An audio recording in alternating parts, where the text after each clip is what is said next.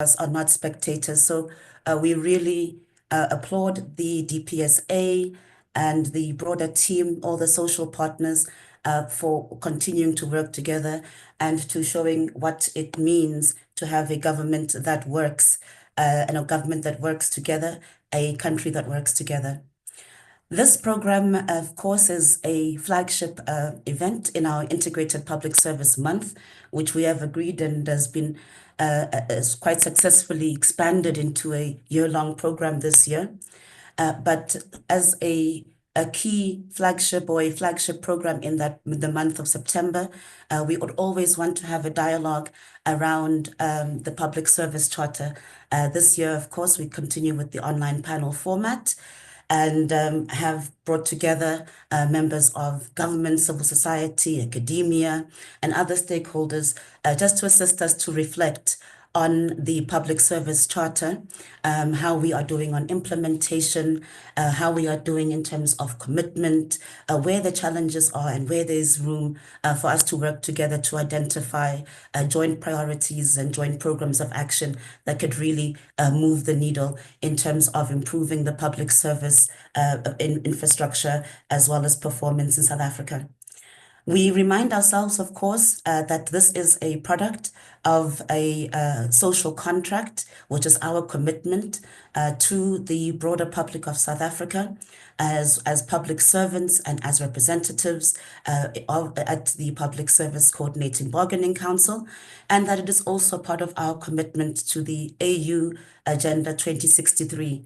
So we will take some input just that reflects on the progress of our sister countries within the African Union and to chart all of our progress as public servants towards the commitments in the Charter at the AU level as well as at the national level. Remind ourselves that, of course, this year it takes place at a very special time with the Government of National Unity bringing renewed attention and renewed energy and refocus to what it means to be a capable, ethical, and developmental state, and how we can really respond to what has been identified as a gap, a growing gap in trust, a gap in perceived and actual service delivery challenges. And we are here then again to reflect, how do we, as the 1.3 or representatives of the 1.3 million public servants, respond to this call, to respond to this moment, and better serve the 60+ million people? And how do we get this public service to also work to empower and to service those 1.3 million public servants that they can better serve the 60 million. So without any further ado, I would like for us to reflect on our program.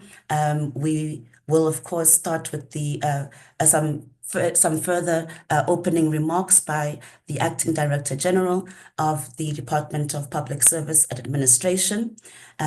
Mr. Vukela has a extensive knowledge in the public administration and management field, over 27 years in public administration, 18 of which at the senior management level.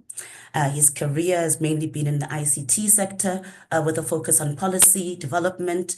He joined government old school style, as they would say, at the level of admin clerk, and he has worked his way all the way from level 3 to his current level now. He has a PhD in public administration, a master's in public administration, as well as human rights from University of Pretoria, and a plethora of other qualifications spanning as far back as his Golden Key, his postgraduate diploma from Mancosa, and a postgraduate diploma in training and development from the University of North. I'm sure before it had even changed its name. But he is currently a representative of the state, of the shareholder on the SETA board, and he will be taking us through on our first item. You are most welcome, Mr. Vukela. The floor is yours. Thank you very much. Thank you very much, Program Director. I really appreciated that. It's like you are reading my obituary.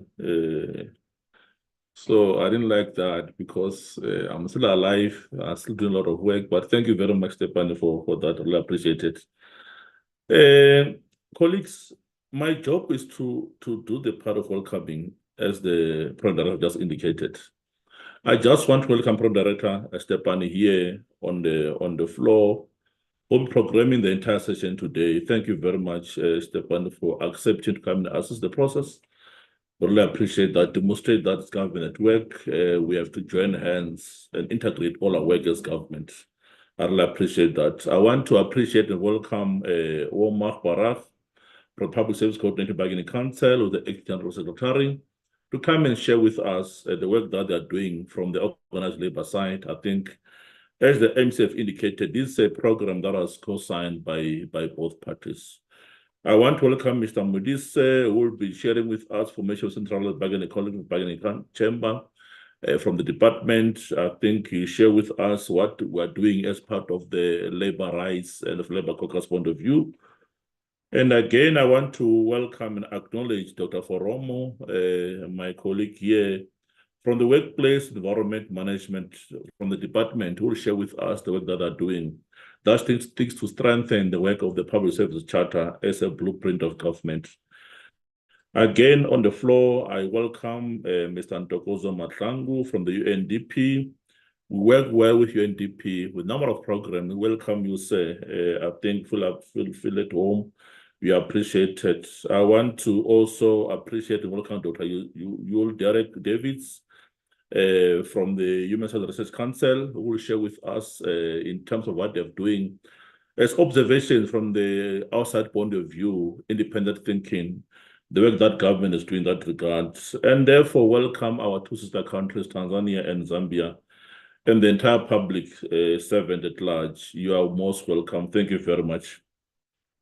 Distinguished ladies and gentlemen, Integrated Public Service Month is a strategic program of government. It is about celebrating the value and virtue of service to the community as we are. It is indeed significant that the theme of this year IPSM is the government that works for you, the government that honors citizens, work for citizens. We must also take pride in our accomplishment of having in place a public service charter, which is a social contract between the state and the public servants. This charter clarifies the respective roles and responsibilities of working together, improving service delivered to citizens, and building a capable, development-oriented public service. The most important issue of any public administration government is to deliver quality service to the citizens. The Public Service Charter is a legal instrument signed on 28th of June 2013 by government and organized labor, representing the state employees represented in the Public Service Coordinating Bargaining Council, and committed to lead in its implementation. Both of us, we have to commit ourselves. How do we lead to implement this program? Article 5 of the Charter identifies the service standards that public servants must meet when fulfilling their constitutional obligations and self-delivery duties. The Public Service Charter follows on the adoption of and subsequent accession of South Africa of the AU Protocol on the values and principles of public service and administration in 2011. The protocol and therefore the Public Service Charter complements the constitutional values and the principle as signed in Chapter 10 of our Constitution. The Charter also provides an implementation platform to Chapter 2 of the Constitution, which calls for government not only to ensure respect for life, but also for the provision of key services to life. As public servants, we must and always encourage to render services without bias. That's our duty, colleagues. Public servants must put interests of the citizen first, applying our key purpose of government, which is called Batupeli. So by doing so, we ensure that quality service gets delivered. The Public Service Charter is the instrument to make service providers more responsive. As government, we must be responsive, ensure that our standards are met and are well known by the citizens of this country. Public servants must be involved in solving social, societal problems of citizens. We are aware that there are a number of social ills happening in our communities. Our role as public servants, we must ensure that we are always at all time assist to solve those issues. As Cabinet resolved this year, Program Director, and you've just said in your statement that this year is going to be a year-long program. Cabinet resolved that this year, IPSM, we must endeavor to ensure that it will move beyond a month of September.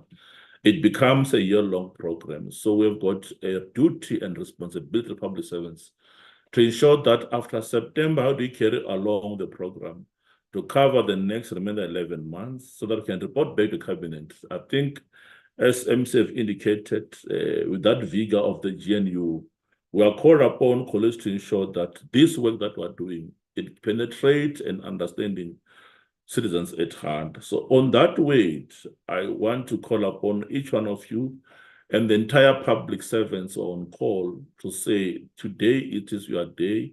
Let's assess how far we've gone implementing this program of action called Public Service Charter. Both of us as organized labor and as state, we share the commitment and responsibility to ensure that government work as it is supposed to do. I really appreciate all of you. Thank you very much. We shall endeavor to engage for the better part of the day. Thank you, Program Director. You are most welcome. Thank you so much, Acting DG. We appreciate that scene setting and indeed take it to heart that this is a year-long program.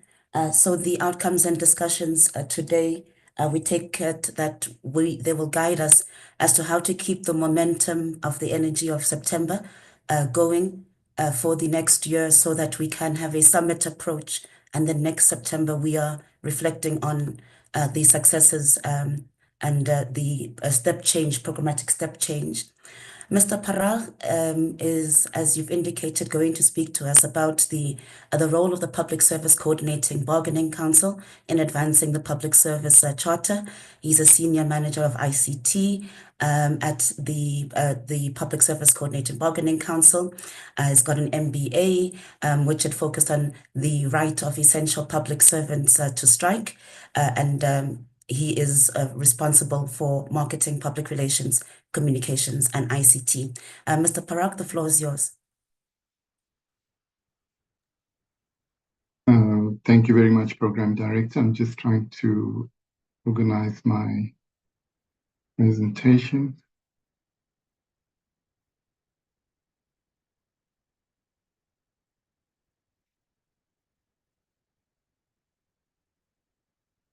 All right, thank you very much. Good morning, DDG, leadership that are online and distinguished guests. Thank you very much for the opportunity to speak on behalf of the Public Service Coordinating Bargaining Council at this esteemed gathering. Today, I would like to share some insights on the PSCBC and the critical role that it plays in upholding the Public Service Charter.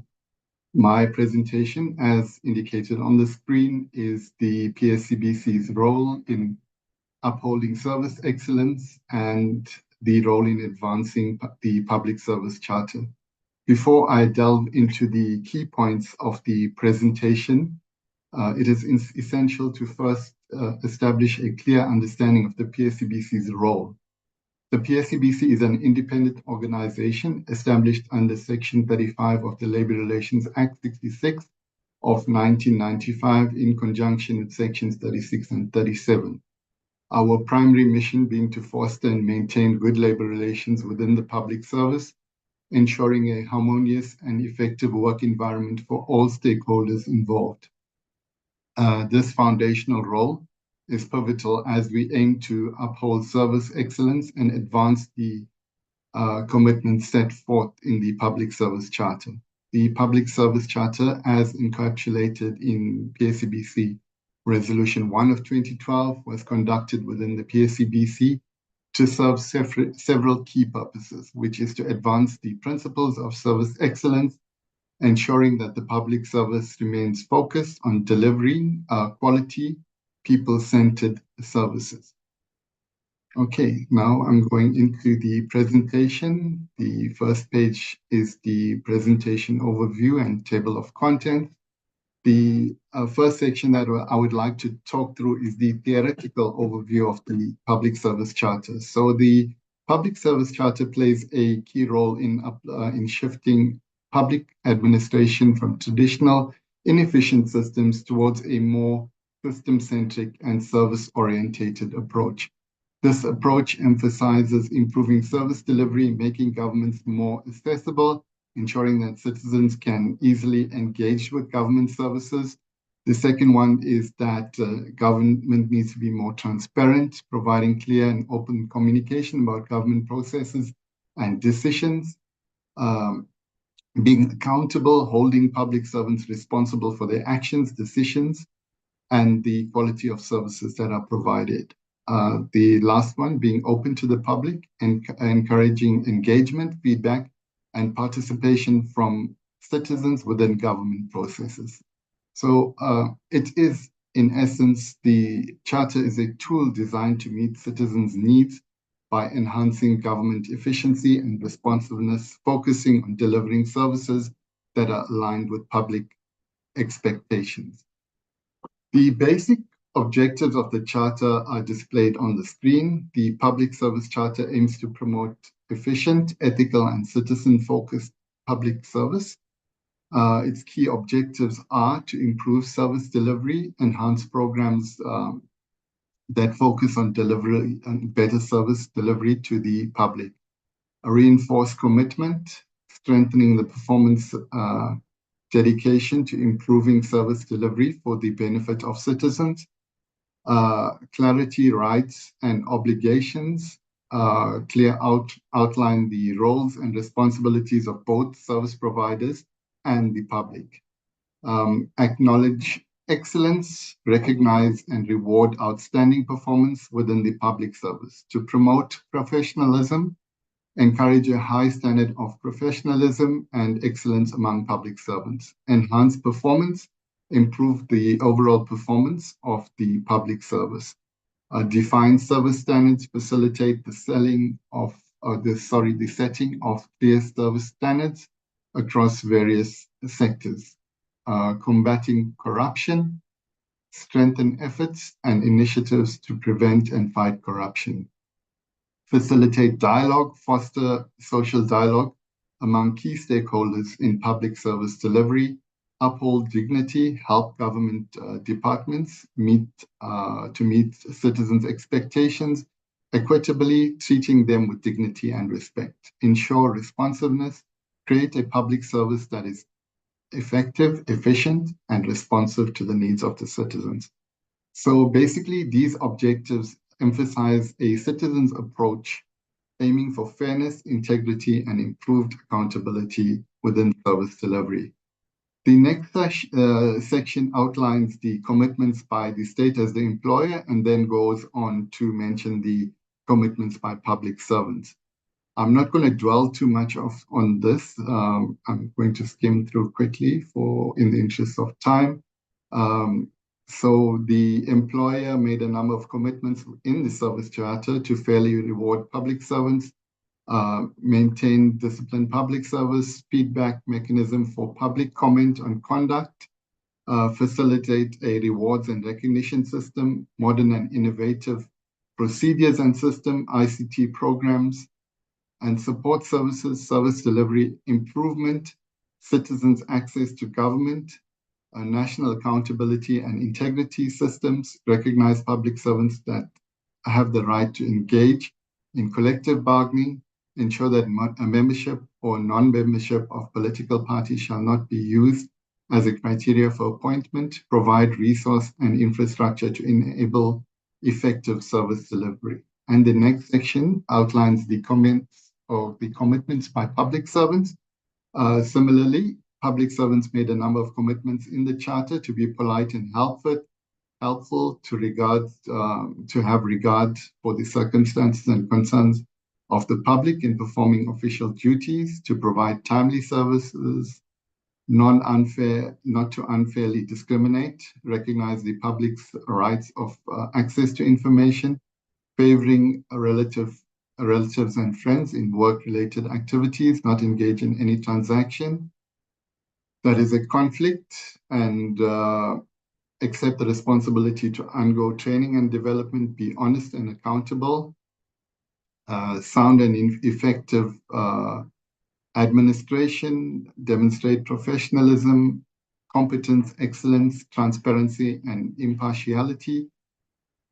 Not without approval, undertake remunerative work outside official duties, declare financial interest, and also to declare and recuse themselves from any official action which may result in improper personal gain.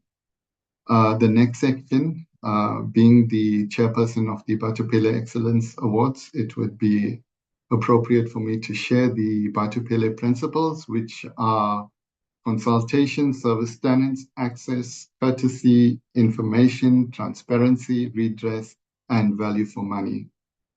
We are aware that the DPSA is busy with a Batupele revitalization strategy. The 5 pillars are set forth in the presentation. My colleague from the DPSA who speaks next will speak through these issues that are contained. The progress in terms of implementation, the implementation of methodologies for the service charter, this remains at a premature stage. It was essential to learn how service charters have been implemented globally and used for learnings within the South African context, to conduct study visits, and there were site visits that were conducted by the DPSA and NSG to Mozambique, Senegal, and Malaysia, as well as other local entities that had implemented service charters. Consultation, education of the public service charter, this also remains in a premature stage. Roadshows were also conducted, feedback sessions were facilitated, and these were mostly once-off sessions. It also remains work in progress. Infrastructure, resources, and other enablers, systems, policies, and procedures need to be developed to enable the implementation of some of the principles as outlined in the Charter. This includes code of conduct, provision of updated ICT systems, development of standardized complaints registers, procurement provision, etc. This also is at a premature stage. Implementation plans. Here, adequate work was actually done. Implementation of the charter was left in the responsibility of the employer with no structured or coordinated format, which would enable consolidation tracking against the charter. Consultation sessions were held between DPSA and strategic partners for the development and rollout of implementation plans. This was done. Monitoring and tracking of the implementation of the charter is necessary.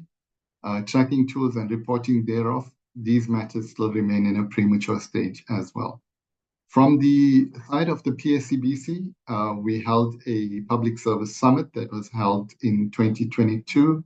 Work streams were developed to zoom in on the following categories, which includes collective bargaining, professionalization of the public service, the 4IR work stream, women, youth, and people with disabilities. These tasks were completed, and all of the work that had to be done by the work streams have been completed, and it has been handed over to Council to make reports and further recommendations. What is hindering the process of implementation? And the factors are listed there: poor understanding of the implementation of the public service charter, the lack of focal points, inadequate human, financial, and material resources, lack of departmental leadership buy-in, poor departmental governance structures. Those were listed as the processes that hinder the implementation of the service charter. So it then begs the question, is the service charter still relevant? Positive public perception on government and service delivery has seen a decline over the years. There has been a need for a deviation towards citizen-centric approach is necessary in changing public perception. The need for professionalization of the public service has been reiterated through various other resolutions and programs of government. Moreover, the need for resources and infrastructure remains a requirement for efficient and effective service delivery. It therefore alludes to the fact that the Public Service Charter has been more relevant than ever.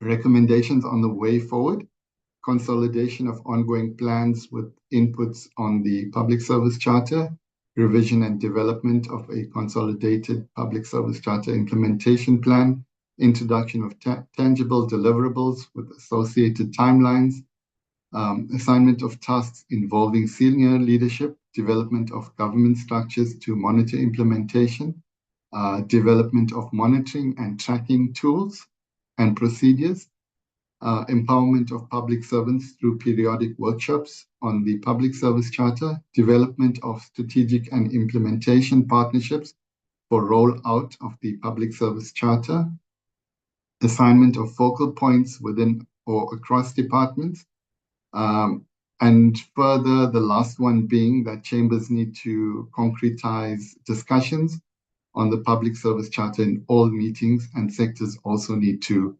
follow through on this process as well. So in conclusion, the Public Service Charter was signed with the aim of holding the employer and public servants accountable to improve service delivery within our country. The Charter contains a number of commitments which obliges the employer and public servants to execute their duties in a certain way. To date, implementation of the Public Service Charter has been limited. The public perception on public service delivery continues to deteriorate. The need to implement the Public Service Charter remains high. There is a need to be a revision of the implementation of the Charter, a re-evaluation of the way resolutions are drafted and committed towards the implementation is needed. What are the real success measures need to be determined? Program Director, that is the long and short of my presentation. Thank you very much for the opportunity. Thank you very much, Mr. Parag. We really appreciate that reminder that the core of this is to remain citizen-focused.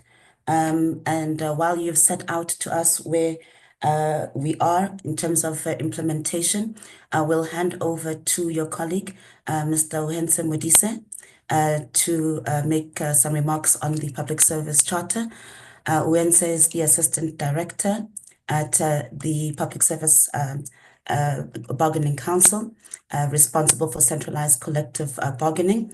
Uhense started as a shop steward and eventually got involved in labor relations generally and collective bargaining specifically, and has served as chief negotiator for NAHAWU in the past. Can we please give you the floor? You're most welcome, Uhense.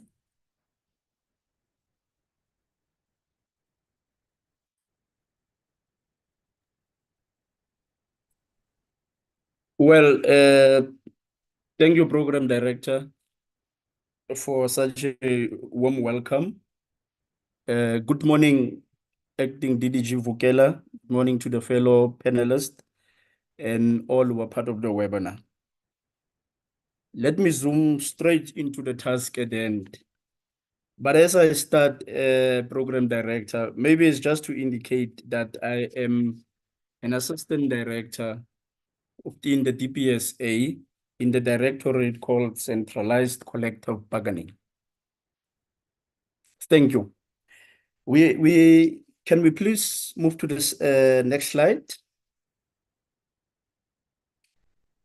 So the outline of my presentation will deal with these 4 issues. The Charter is a standing item on the agenda of the chambers: ethical, capable, and developmental state, priorities of the 7th administration, and then I'll zoom into recommendations. The next slide. So in terms of the Public Service Charter, is a standing item on the agenda of the departmental bargaining chambers. Parties to the chamber must focus on creating a conducive environment for all within that particular space. But we must create it within the provisions of available resources for public servants to perform their duties. And importantly, to maintain discipline within the public service, but also the employer have recognized that the public servants have a right to belong to associations, trade unions, or any other group as provided for by applicable laws within the country. But also to attend to occupational health and safety issues specific to departments. Of course, OHS issues will be different from department to department, but it's important that they deal with those things and exhaust on that and make sure that the environment is worthwhile. Parties must also make sure that they engender an inclusive culture that embraces diversity. We must continue to foster a sense of belonging that makes everyone feel like they're part of the team, part of the department, part of the public service. We must take note that we have a very vast workforce inclusive of different backgrounds. We must make sure that we eliminate all forms of harassment within the workplace. I think it's important to note that the Department of Employment and Labor issued a code of good practice on the prevention and the elimination of harassment within the workplace, which was gazetted in March 2022 by Minister Thulas Nxesi. So as such, the DPSA was led to the review of the policy on the policy and procedure on the management of sexual harassment in the public service. That policy has been reviewed. The policy, in fact, has been approved and signed by the minister in August. So it's also important to note that the DPSA have issued a circular, I think circular 54 of 2024. And the DPSA is currently planning to launch the new policy sometime in November. Maybe there's a question on what is the importance, because there's much focus now that this thing must get within the DBC. The importance of the DBC is just to make note that the DBCs was given birth to Resolution 1 of 2012, which is the governance rules for chambers by the GPSSBC. So the DBCs were actually established to deal with internal matters of individual, national, and provincial departments, who serve as a critical legal structure to engage with the management at the workplace level, but also serve as a policy development structure and a platform of expression where parties thresh out policy and collective bargaining issues. So it's important to know that collective bargaining at the workplace is important for the sustenance of sound employer and employee relations, to promote labor peace and prevent disputes, to monitor implementation of collective agreements. So it's why it's important that there's a strong view that this thing, as Ntate Parag also concluded, that this must be addressed within the DBC. So in terms of the priorities of the 7th administration, we are striving for to drive inclusive growth and job creation, reduce poverty and tackle unemployment, build a capable and developmental state. Now, it's important that we reposition the public service charter as a basis for the achievement of the priorities, as it advocates for the following: improvement of service delivery, enhancement of performance, professionalization of the public service, and it also seeks to facilitate dialogue amongst social partners. Now, in terms of the ethical, capable, and developmental state, the constitutional values and principles as enshrined in the Constitution, Section 195, are to promote a commitment to democratic practices, professionalization, ethics, and citizen-centeredness. But of course, we also take note that the NDP diagnostic report concludes that the performance of the public service is uneven, and some departments are characterized by poor performance, non-compliance, maladministration, and even a collapse. So the modern states such as South Africa, that are professional institutions, they are knowledge intensive, they are knowledge driven, and are scientific institutions. They must be properly structured to enable ease of governance, but also professional and knowledgeable human resources, ethical public servants, learning organizations, and flexibility. But more importantly, to maximize partnership with civil society, organized labor, private sector, and social and economic networks. Now, Program Director, I just think it's important that also, before I delve into the recommendations, just to indicate that the Resolution 1 of 2013 is agreed to by the partners, and which are the trade unions and the employer, the PSCBC, gave birth to the Public Service Charter. The aim of the Charter is to ensure that the improvement of public service delivery and the building of a better life for all South Africans. That the PSC outlines the commitments of the state and public servants to the citizens as a collaborative effort to create a foundation for quality service. So DPSA is responsible for the implementation of the Public Service Charter. Now, therefore, it is recommended that the employer must ensure the notion of the charter being a standing item in the agendas of the DVCs. Parties should strive to consolidate efforts to create a conducive working environment, engender an inclusive organizational culture that embraces the diversity, eliminate all forms of harassment within the working place so that we can improve productivity and service delivery within the public service. Thank you very much, Program Director.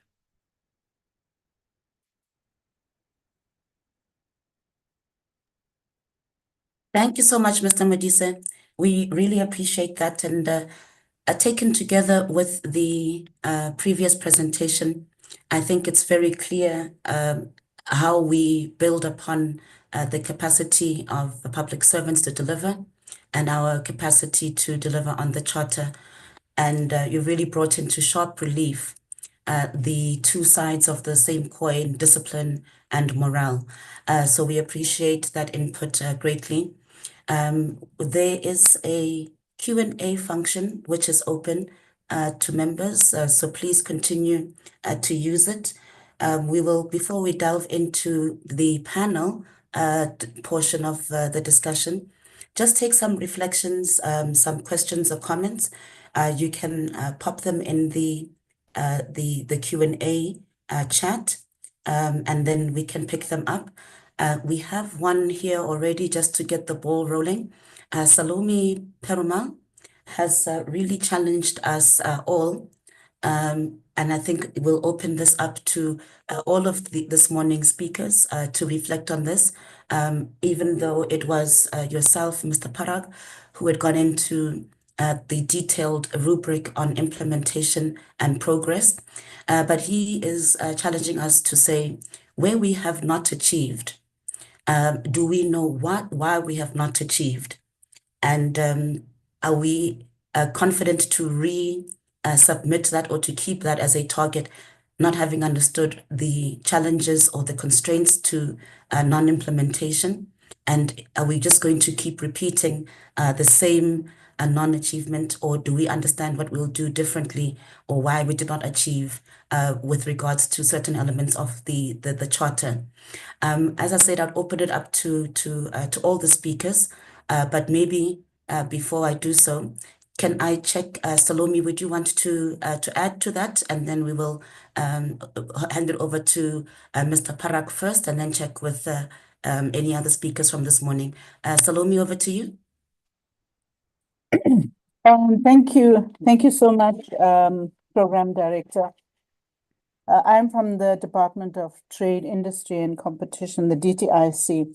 And what I notice is, and also good governance is, we always put out these charters, and not just that, policies, any changes, circulars, directives, but have we gone and assessed that when we did do this previously, that it was workable? I'm not sure at the time if the assessment was done to say or involving public servants who are responsible for executing, but even at the end of the process, to actually look and say, we had the previous charter, and through some measure or some process, to determine, have we met all of the what do you call these, the codes or whatever you're putting in there in your charter? Have they been met? And if not, what is the stumbling block? What is preventing public servants from achieving these? And then only we start drafting the new one to accommodate, some of the ones that we didn't achieve.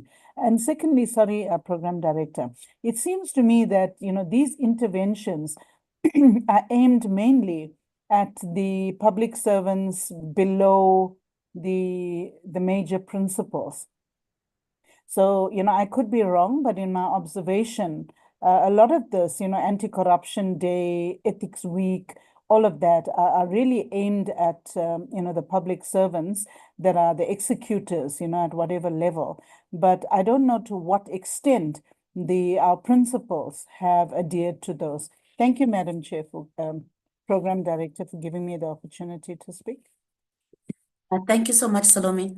Can we take a response from Mr. Parag first? Go ahead, sir. Much Program Director. Makes a very valid point.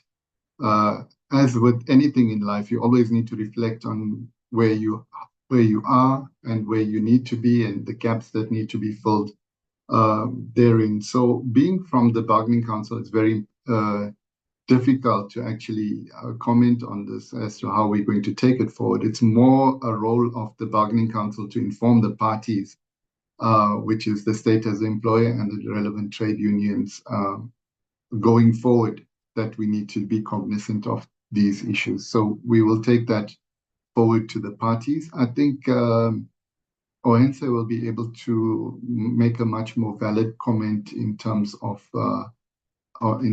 this suggestion as made by Ms. Perumal.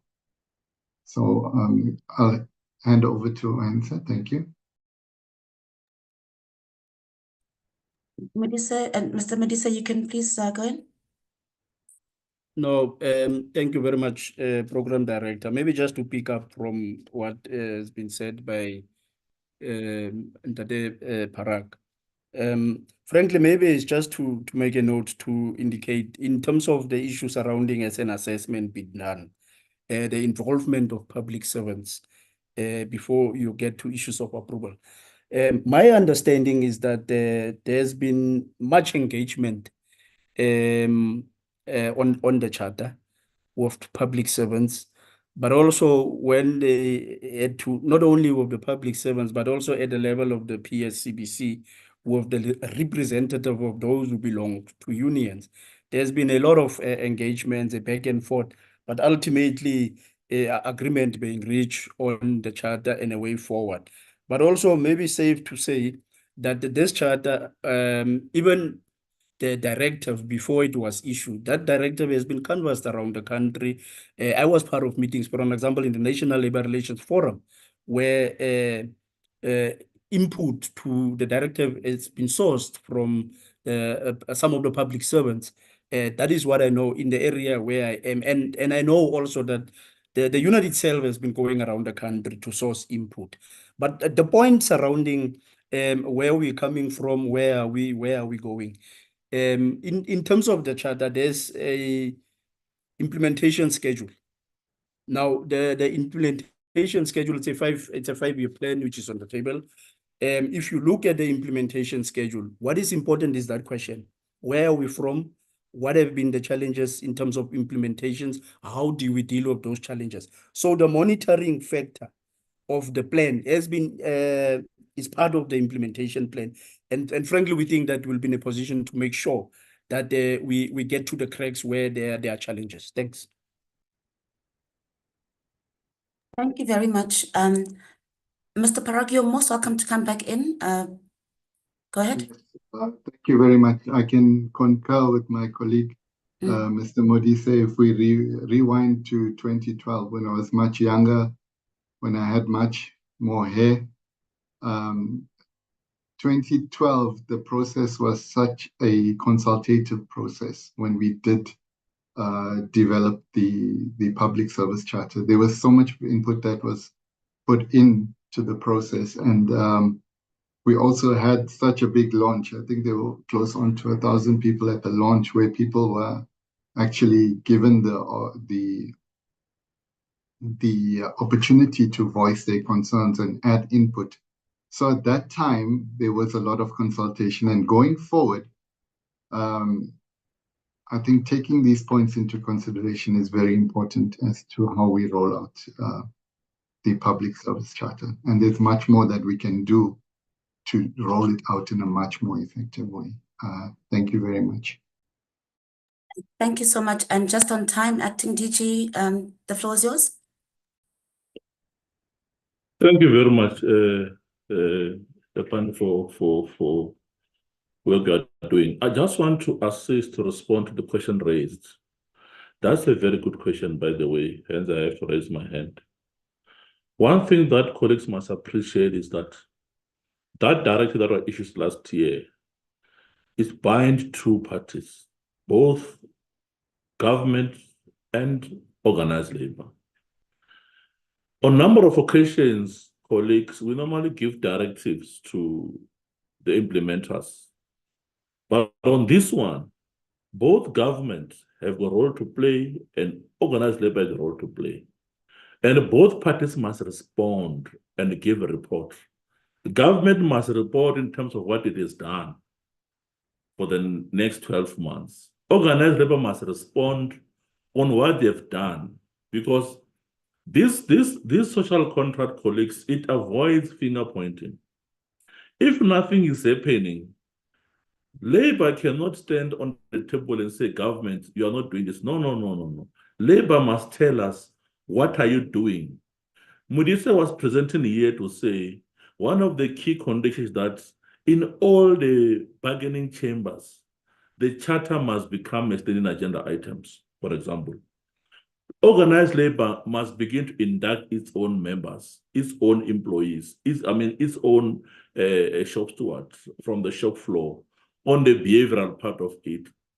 Employer must take charge, as Parag was presenting, commitment that employer made. So this contract, both of us were responsible to assess, and both of us will have to give a report on what we have done in terms of the implementation.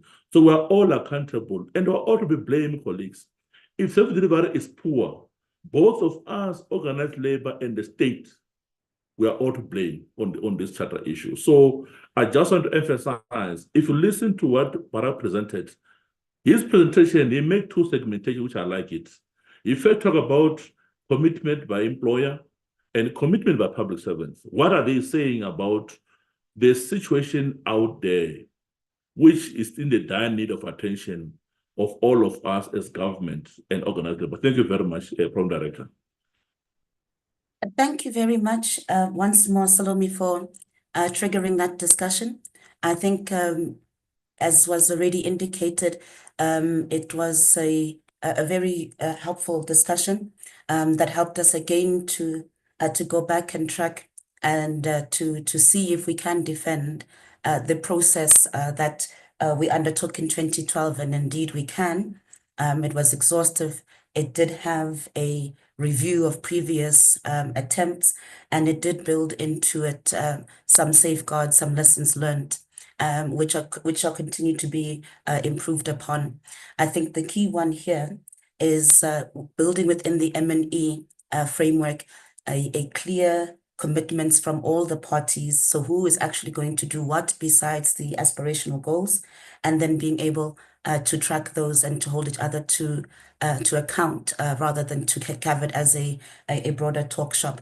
But that was a very helpful, and I think that the colleagues will take that continued assessment and that approach of deep diving and asking where we have, quote unquote, not started or are having challenges that are dragging on without a clear way forward. What could be the systemic challenges behind that, and how do we reposition? Having seen no further hands, I think that was a good way to close our first session and to move us into the second session, which is a panel discussion, which is just going to explore how we can create awareness, provide us support to the parties towards ensuring the effective implementation and successful implementation of the Charter through an integrated approach. We will look at this through the lens of two of the pillars, one being the employee health and wellness approach, and then the other, the gender equality lens. Dr. Foromo will take us through on the employee health and wellness side of it.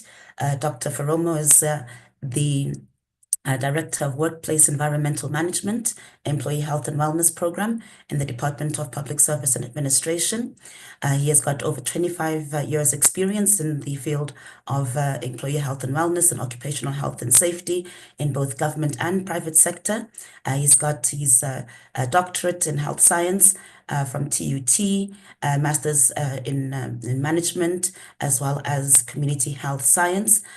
So we will give him the floor and then give the opportunity to Mr. Mahlangu to make his intervention before we have some discussions. The floor is yours, Dr. Foromo.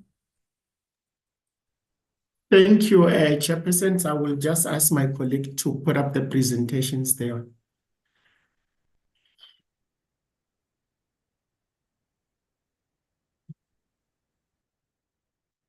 Okay, thanks, colleague. I will be actually trying to integrate and implement the Public Service Charter using the mechanisms to improve the workplace through a transformations program, disability programs, and the wellness programs. The next slide. This is how my presentations look like. We look on the mandate. Why do we have our programs, inclusive programs, to what guide us? And then we will finish up by the conclusions. So part of the legislative mandates that actually gave us or give us permissions to do what we are doing to support the implementation of the Charter, we do have the Public Service Act. Amongst those acts, we have got the norms and standards that talks about the employee health and wellness, transformations reform, and also the employee benefits as part of these discussions. And then also we have got this paragraph 521, which is from the directive of the Public Service Charter implementations or institutionalizations that compels all HOD in government departments to make sure that they implement the wellness programs, trying to address the issues of organizational culture and creating a safer work environment. The next slide.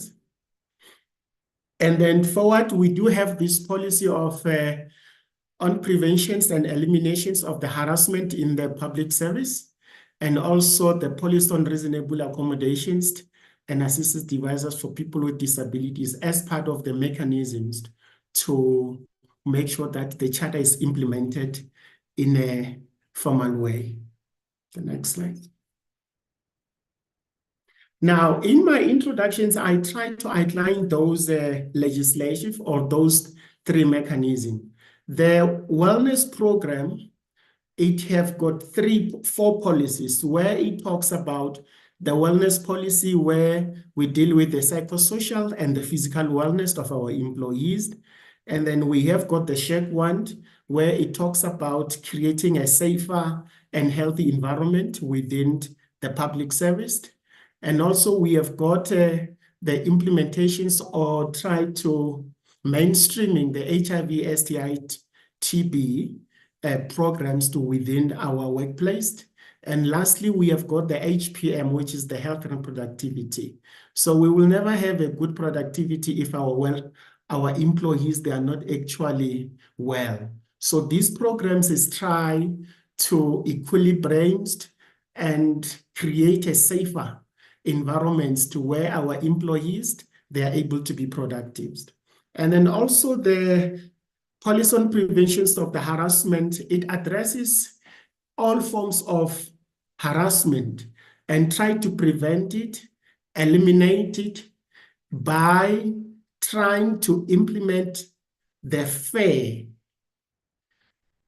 behavior in the workplace. In other words, both employees and the employer, they need to respect one another. They need to treat each other in an equitable and equality way. And no one will be discriminated in all forms of behavior, either by race, gender, or any other mechanism.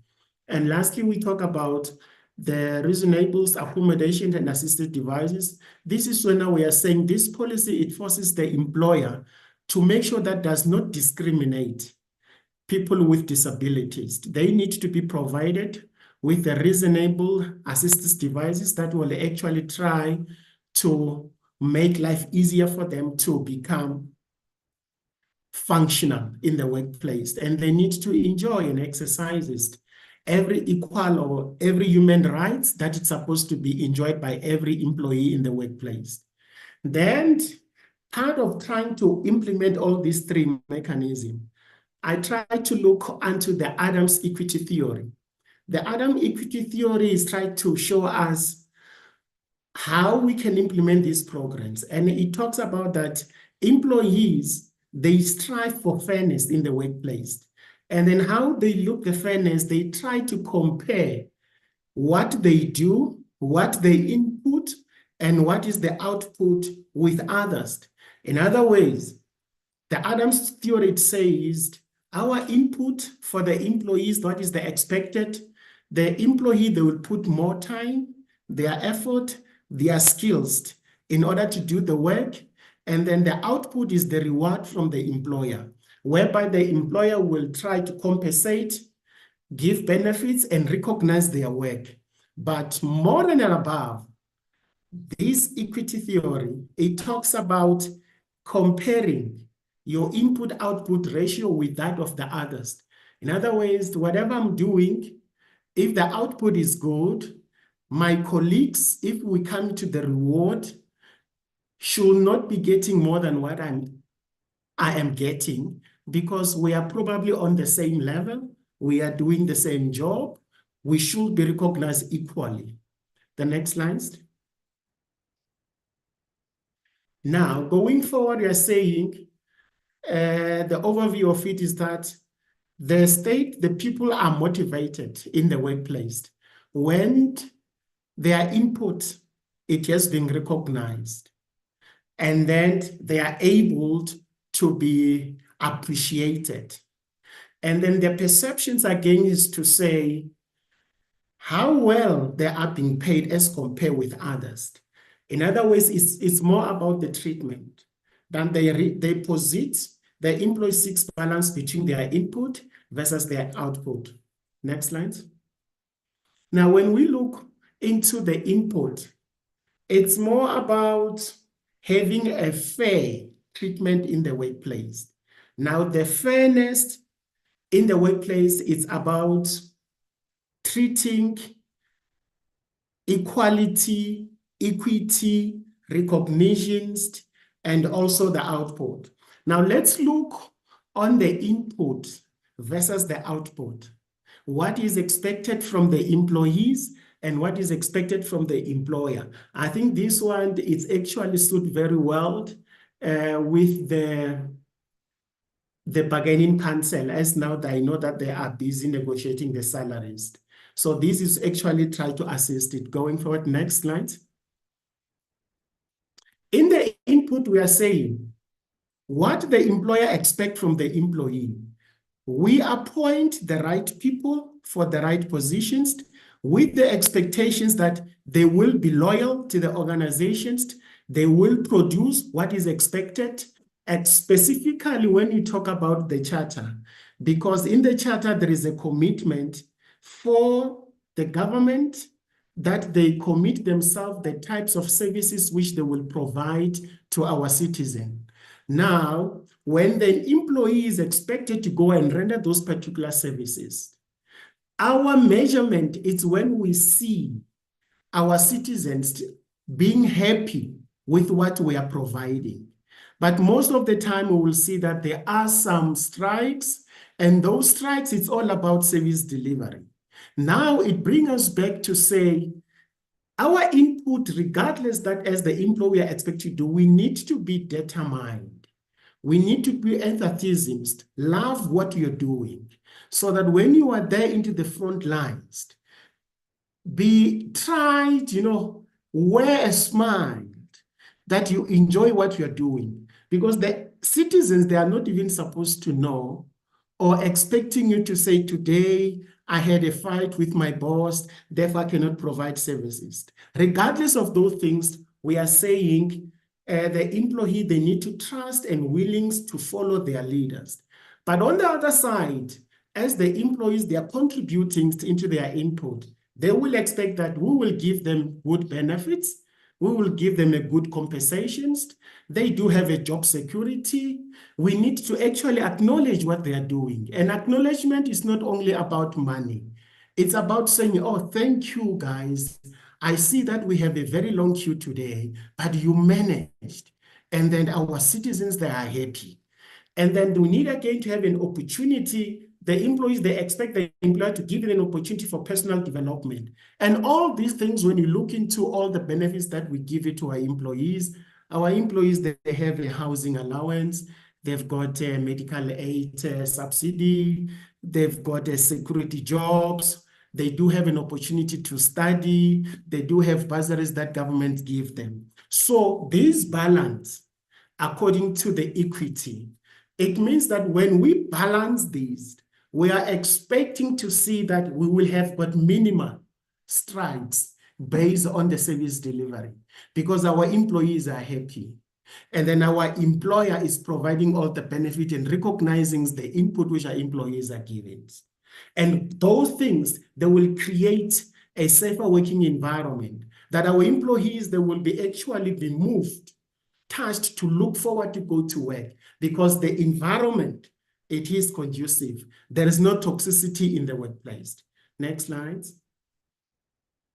Now, the strategies to promote this or to make sure that our workplace is conducive, we are saying as much as we have all these policies, we have got the charter, the monitoring is there.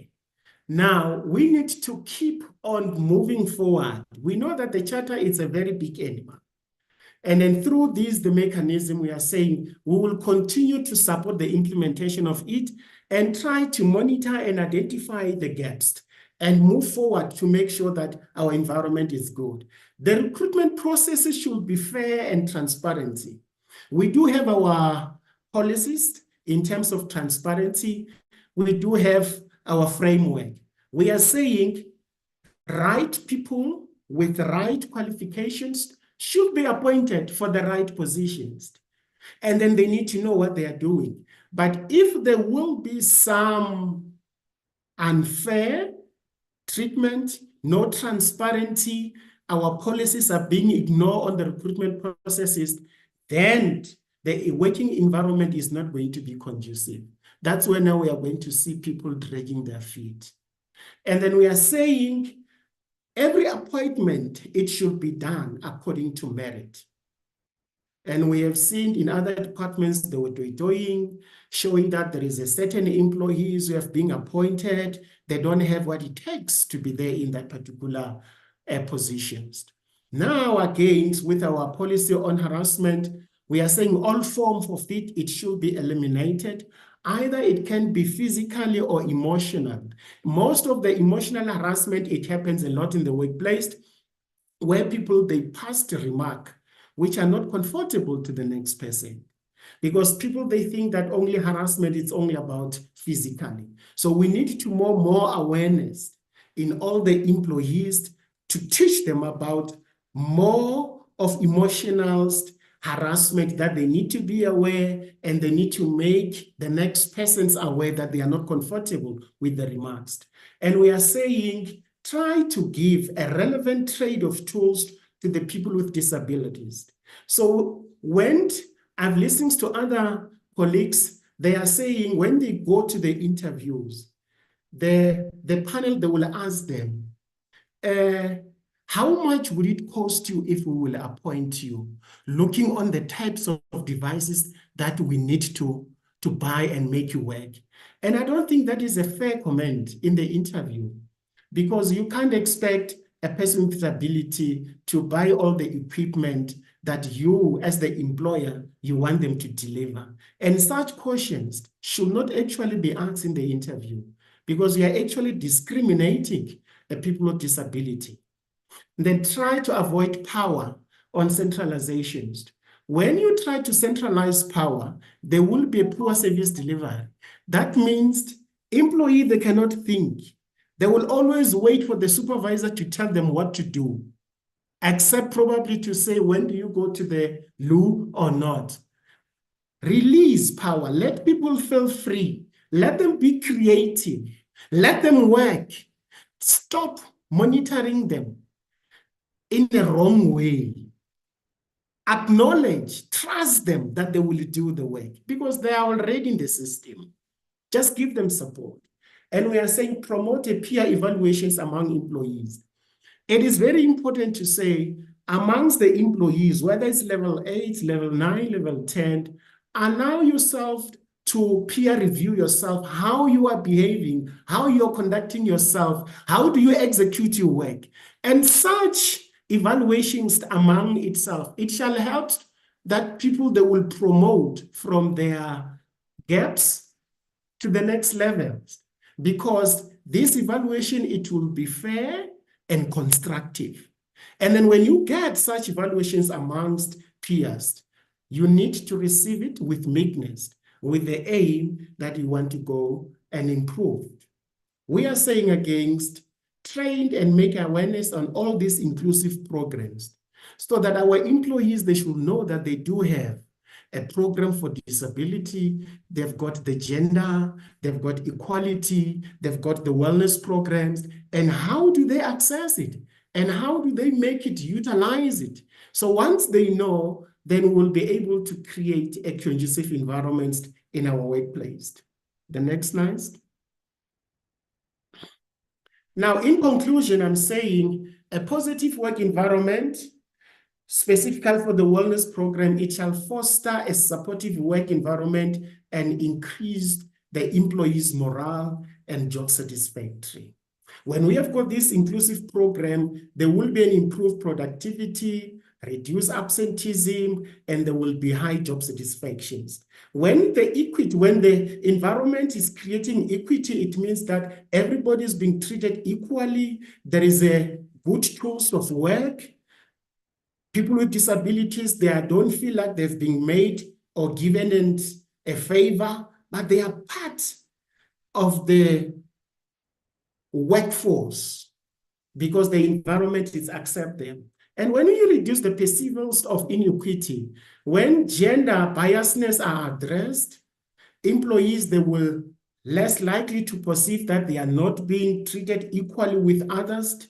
And this will make sure that their morale is high and the job satisfactory, it is manifested, and there is a good productivity. Our employees are well catered for. Thank you.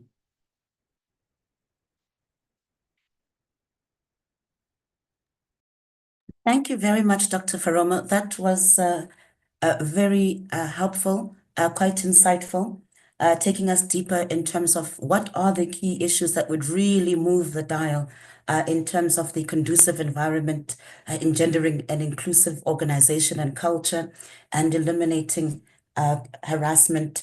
So that's really helpful to managers across the board on this call, and the departments in which we report will take this back. And it might be helpful, Acting DG, that we consider reaching out to other departments who haven't finished their strategic plannings, that they can, as they would normally have some reflections from DPME, get into the culture of having this kind of reflection as well from DPSA, to make sure that they're working on the machinery for delivery as they're committing to the plans.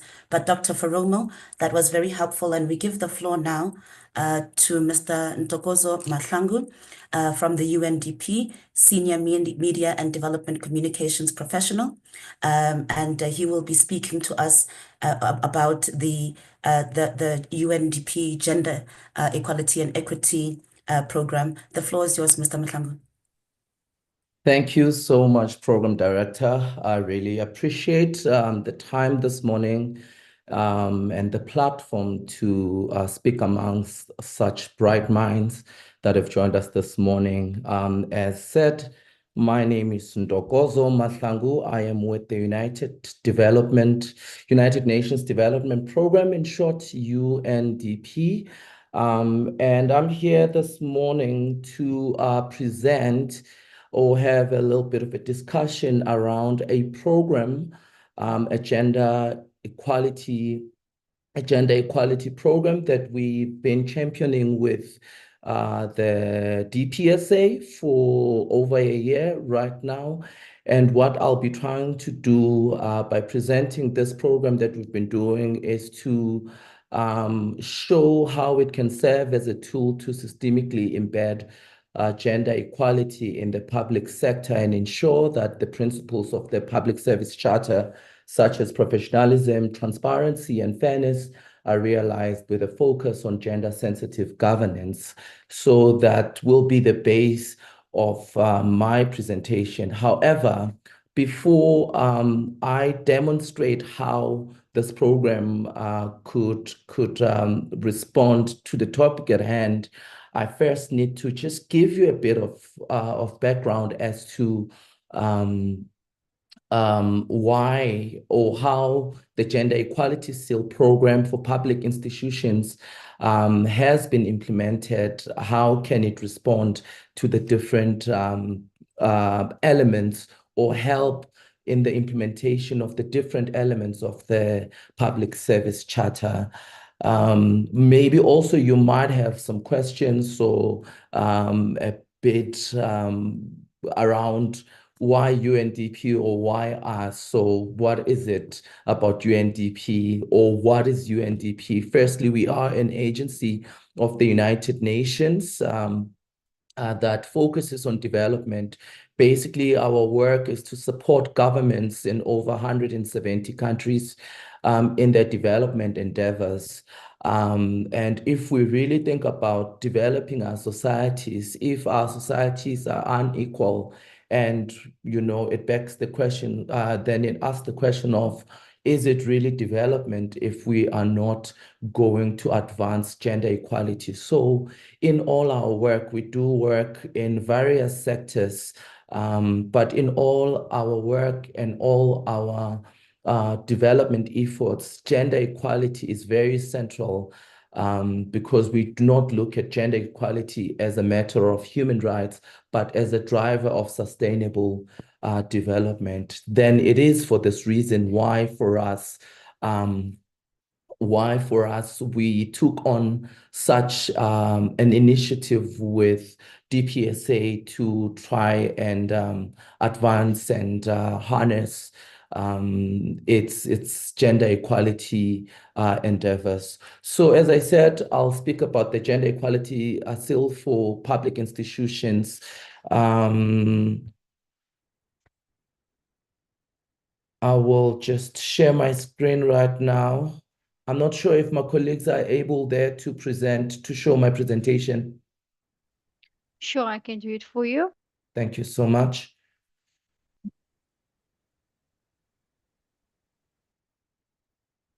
So we'll just make up some time in the presentation that we've taken in the intro.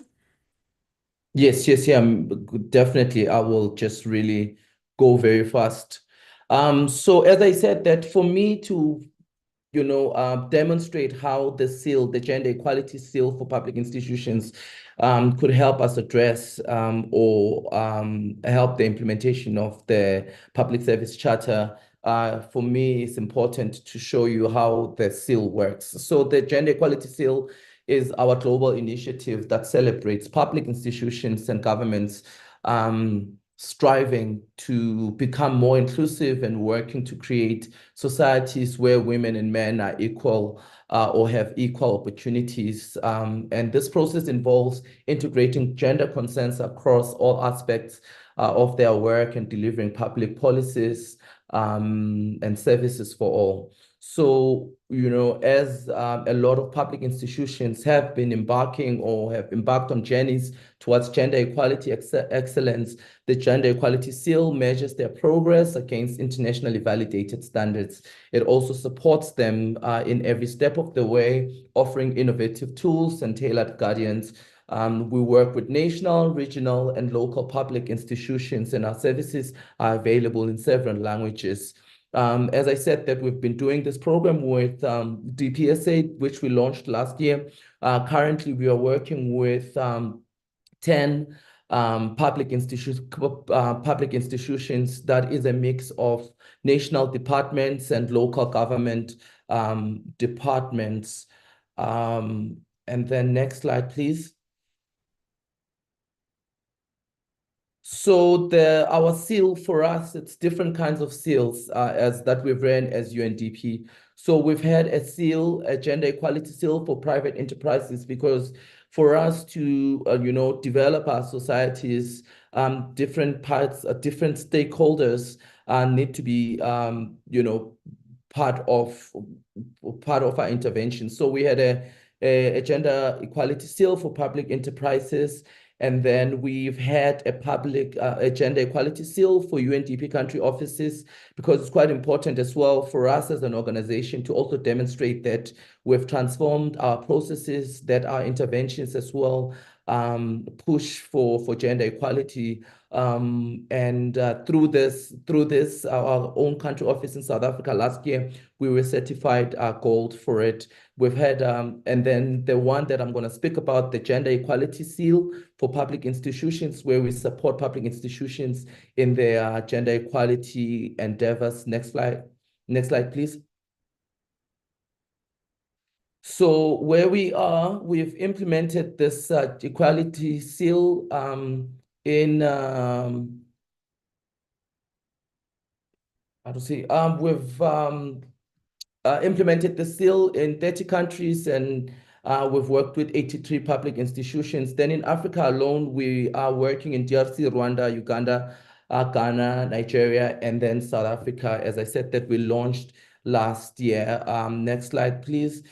So what we've done also throughout the process, as you see with the Gender Equality Seal for public institutions, that it was initially launched in 2018.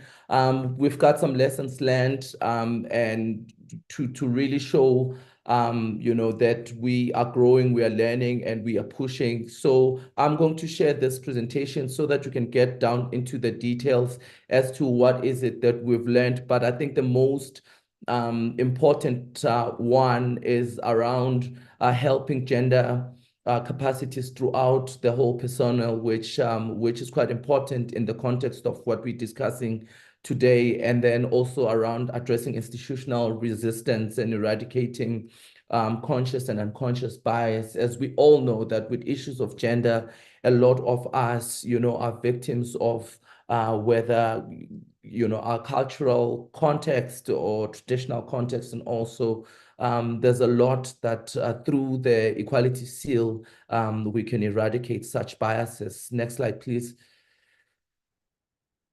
Next slide. So we work across 5 areas to achieve gender equality. You know, we've spent the years designing this program, and we've, you know, had experience doing this to validate it, and all our results are tested and practical, and showing a roadmap which entails working simultaneously across 5 interconnected areas of performance. So we call this the 5 dimensions. Next slide, please. And these 5 dimensions have benchmarks and standards. So for each, so these are the 5 dimensions. So we look at you know, the planning and management for gender equality seal in the departments. So we look, dimension 1 is around the planning and management, And then we look at the gender architecture and capacities within the organizations that we're working with. Do you have the capacities? Do you have either a gender specialist within your office? How is gender budgeted for, which also kind of relates to the planning and management. Another dimension we look at is the enabling work environments within the departments that we work with. Is the awareness raised in the departments? Are there systems put in place to ensure that gender or sexual harassment can be reported?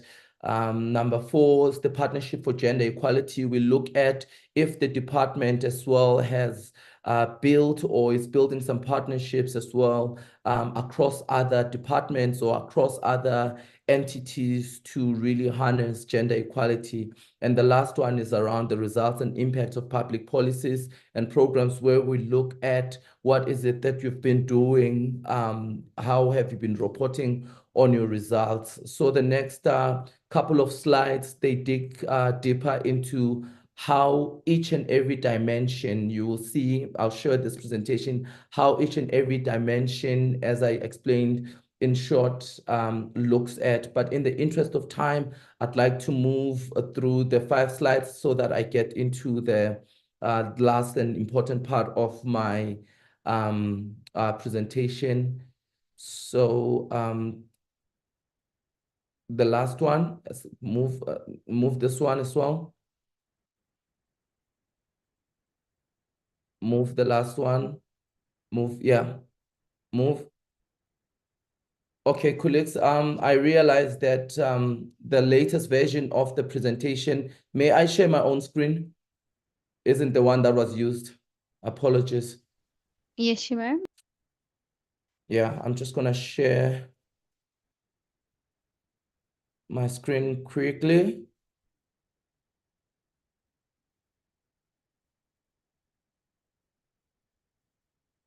Share.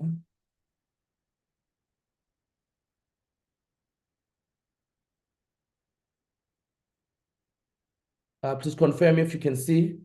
Yes, we can. Okay, great stuff.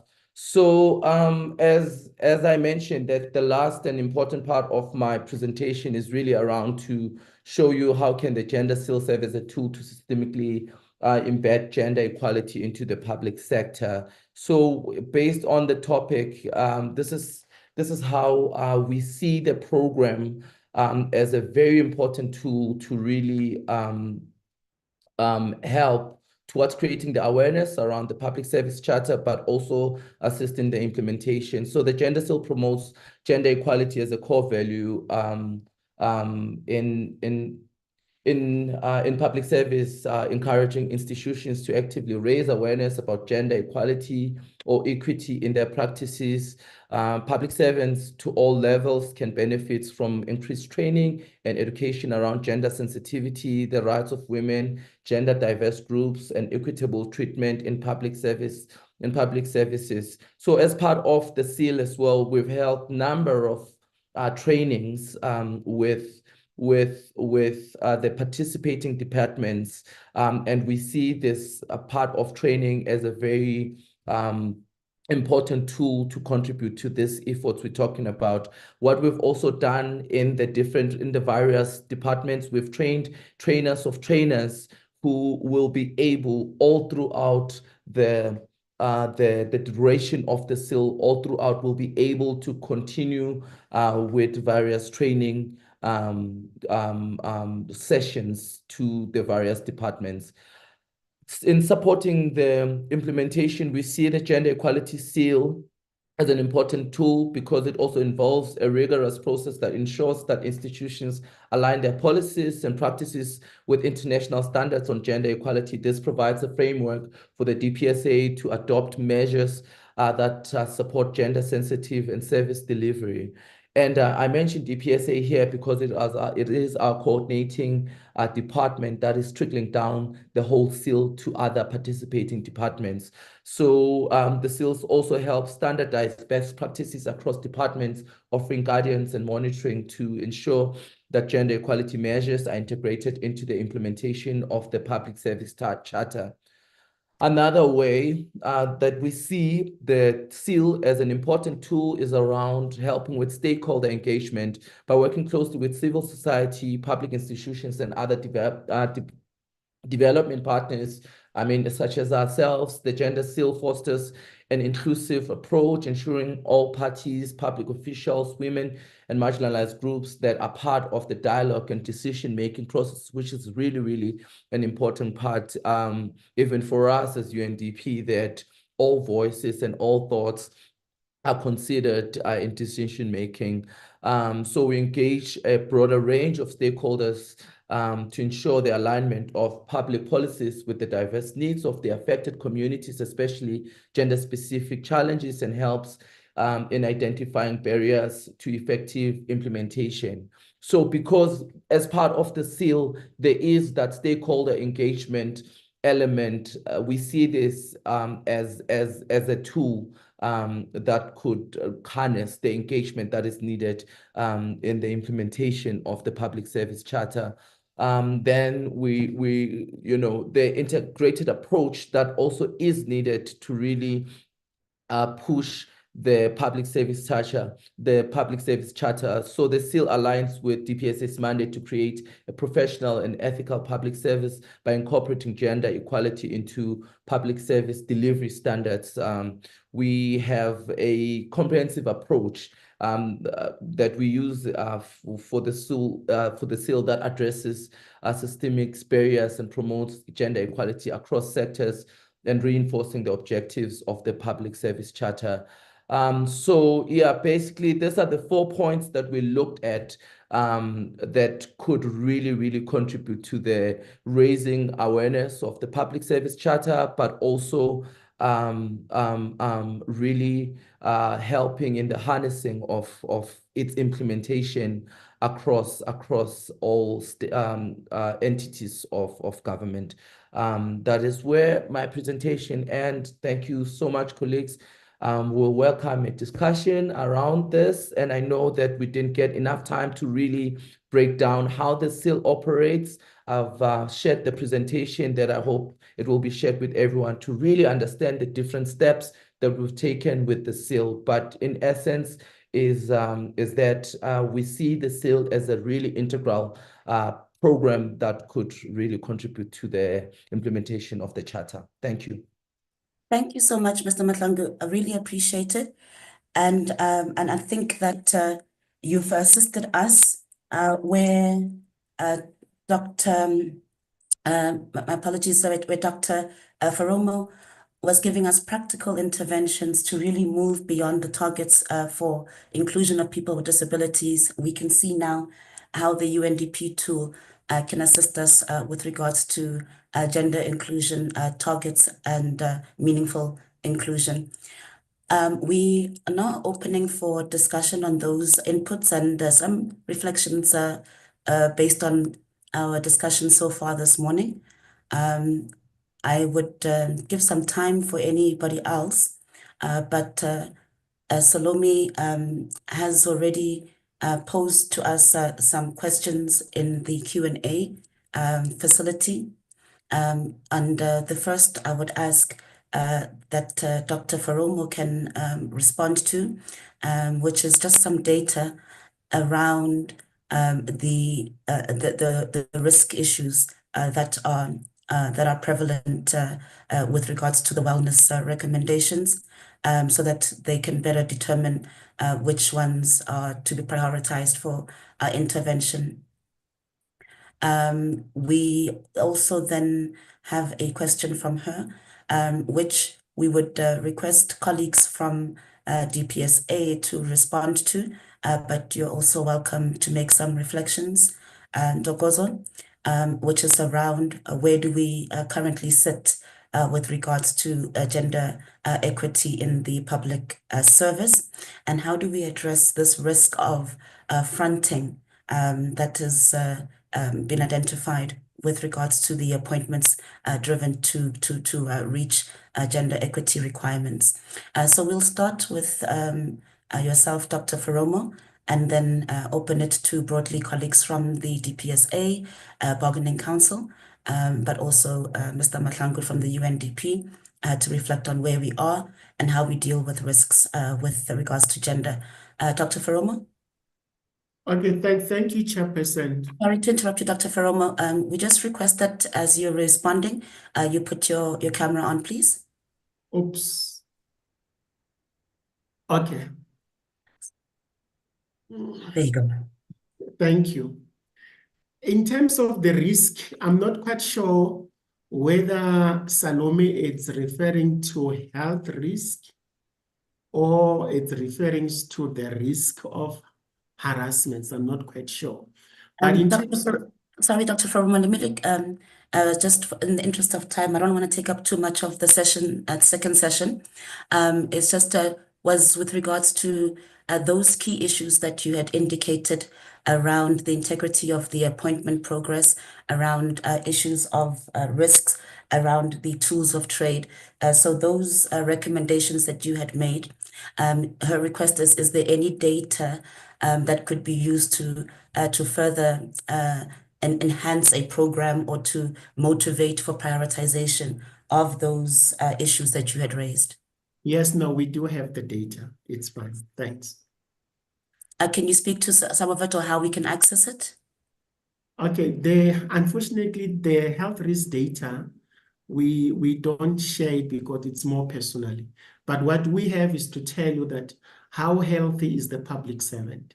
In terms of the chronic illnesses, it's still manageable, but those one who are able to probably, if they need to be managed, our employee health and wellness practitioners, they give them support departmentally. So it depends which departments it's have, then we can assist those with that. Okay. Thanks. Kulsum, and then Salome, before we close up on this one.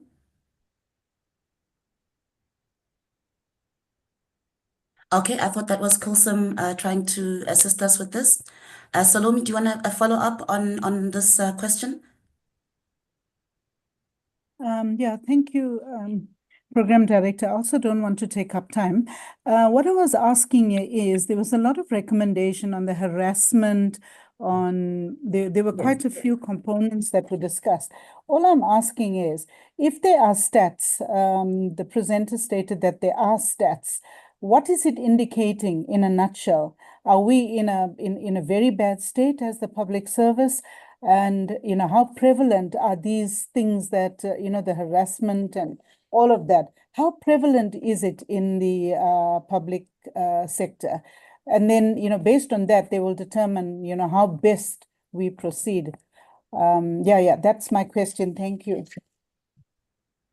No, Dr. Feromo? Yes, the report, it is there in the transformation unit, but most of the time when you see how the result, the departments, they have a committee that deal with the harassment. And then when they report to the DPSA, they will say, oh, it is resolved or it's still pending. But it is not so abnormal that would say that the public service, it's harassment, it is worse, out of control. It's very minimal. Thanks. Okay. I think if it's fair, the question is where there is any transversal data on the areas of the program of action, not on individuals' wellness information, but on challenges around recruitment, the tools of trade and harassment, where you have made very tangible recommendations for departments to look at and for the state to look at.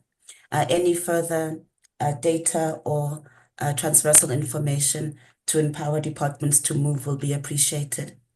No, but it's fine. We do have it.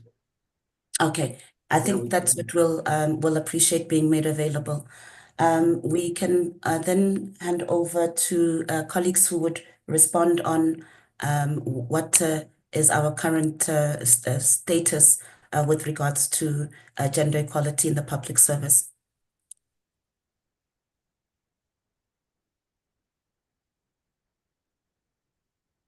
Can I check with this morning's speakers? Any takers? I know that the focus of the UNDP presentation was on a tool to move it, but Dr. Parag, acting DG, Dr. Mudise, you are all most welcome to make reflections on the current landscape with regards to gender equality. Program Director, if I can also come in there.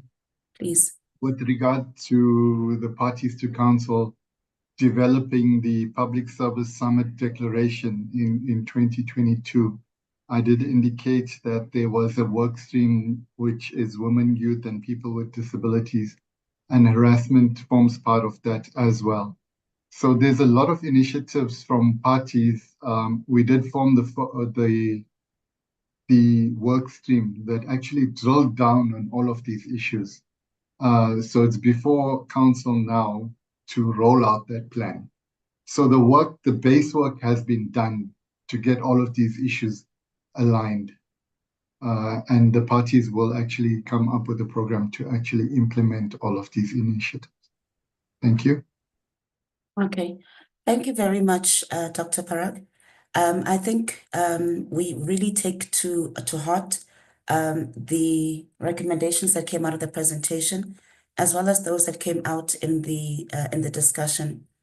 And with regards to just making sure that we have access to the information that will empower us, we appreciate the commitment through this mechanism to get that information.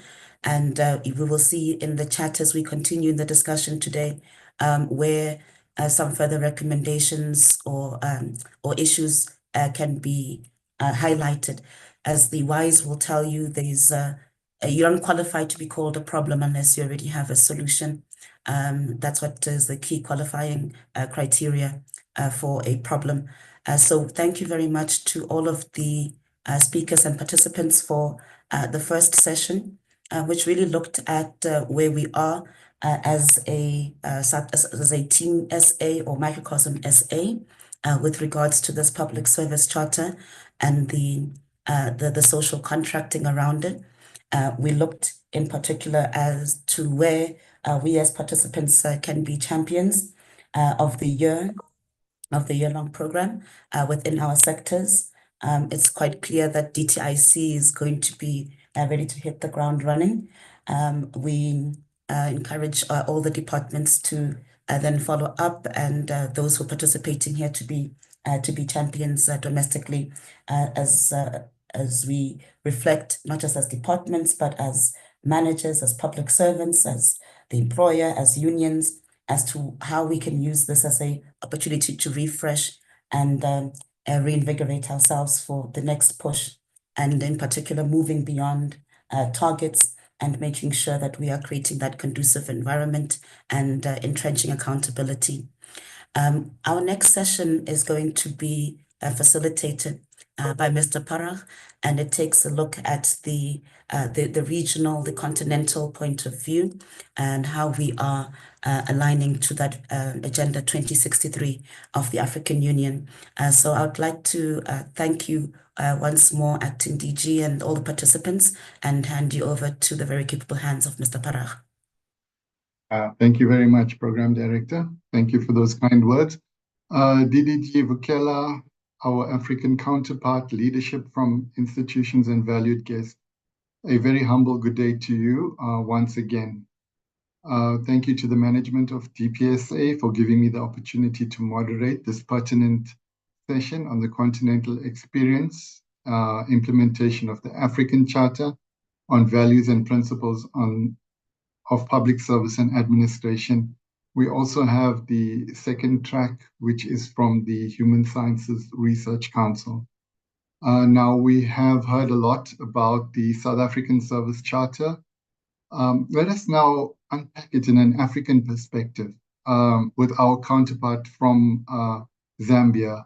Apologies, we did have a counterpart from Tanzania, but they're having technical issues. They won't be joining us. So we'll look at Zambia and what we can take away from the Zambian experience. Now, if we look at the original origins of the African Charter, they were traced back to the Rabat Declaration in Morocco in 1998, which focused on professionalization and ethics in the African public service. The draft charter was formally adopted by the Third Pan-African Conference of Ministers of the Public Service in February 2001 in Windhoek, Namibia. The African Charter on Values and Principles of the Public Service and Administration is an important document that outlines the fundamental principles and values that should guide the public service and administration in African countries.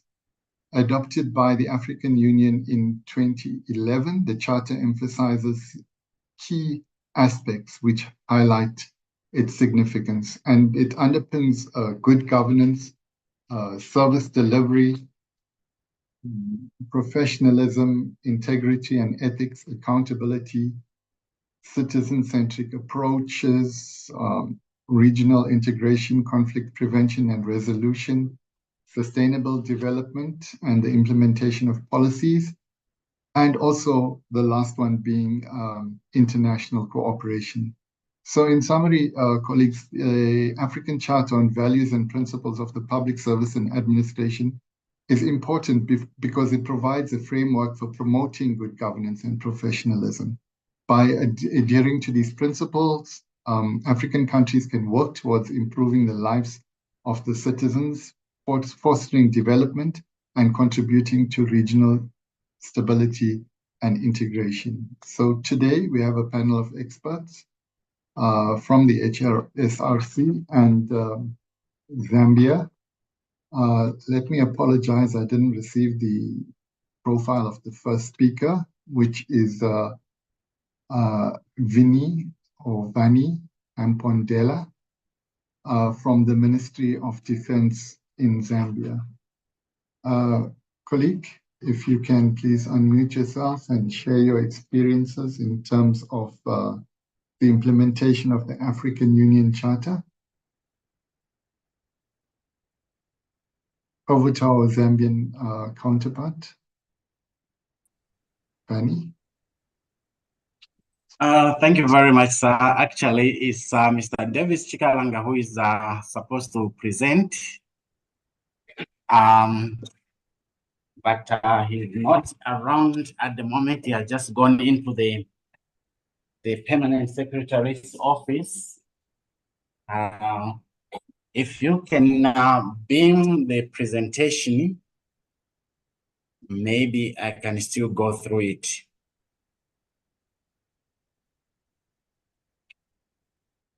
Thank you very much, and thank you, South Africa, for organizing such a wonderful forum, during which we are expected to talk about matters of the public service charters. Maybe we can move on to the next slide. Not much is expected to be given from Zambia. It's just background in terms of the way we have understood the presentation. Then we will look at the constitution, in which case we are going to talk about national values and principles, best practices in line with the request. So under the best practices, we'll look at the, okay, we can move on in.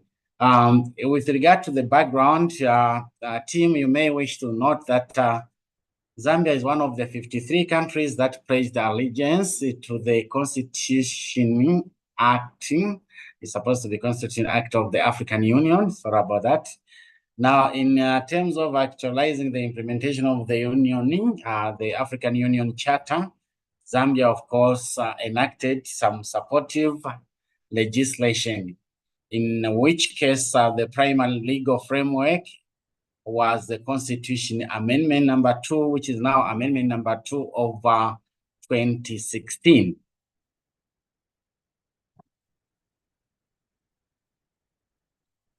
Now, the Constitution itself has got what we say national values and the principles.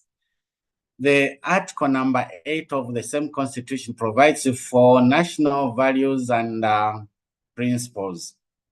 And these are morality and ethics, patriotism and national unity, democracy and constitutionalism, human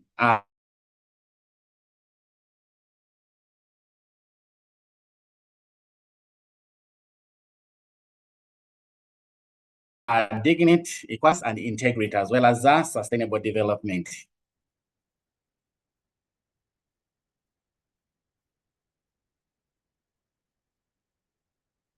A bit slow on our side here. Okay. We will not dwell into a lot of details because we have only 10 minutes in which to discuss everything and present. So with regard to what we termed or deemed to be best practices, we have a yearly report on the national values and principles. Now, in the Constitution, the Article number 9 and Article 2,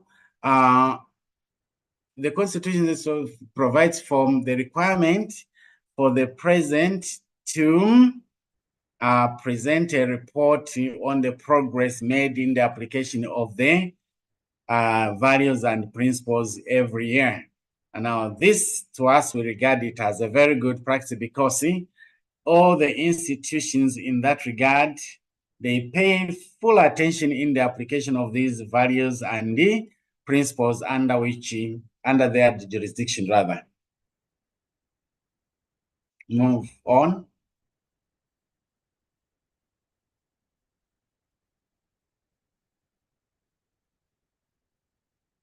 Okay.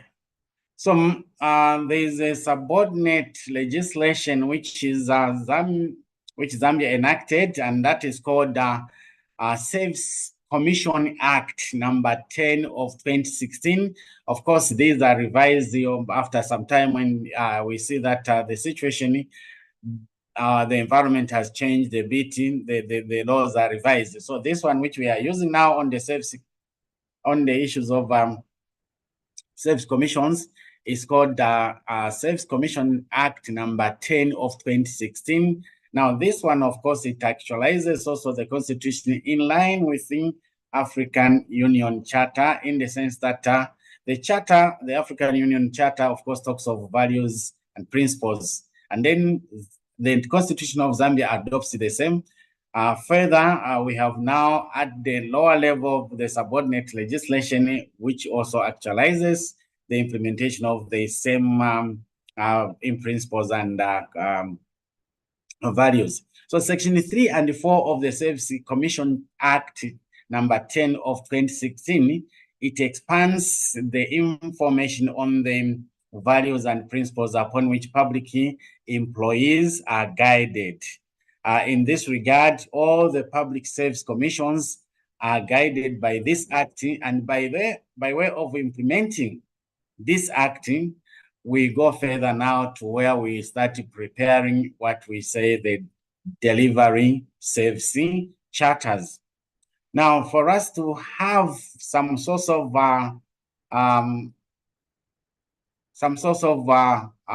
point where we can mobilize resources for implementation of these service charters and also preparation of the service delivery charters, we have what we say the National Development Plan. Of course, all of us know about National Development Plans. This time around, Zambia is implementing the 8th National Development Plan. But if you go to other plans, when we started from the 5th National Development Plan, 6th, 7th, 8th, after the launch of the Vision 2030, all the plans, of course, they have a section where we are required as implementing institutions to prepare service delivery charters in order for us to enhance our performance and also to ensure that the programs are not suffering. So you know that the institutions, of course, we have what we say ministries, we have what we say provinces, and we have what we say and other spending agencies. But these at the national level, they seem to have the same kind of approach in the manner in which they operate. But we have at the lower level, what we can say, city council, municipality, and town councils.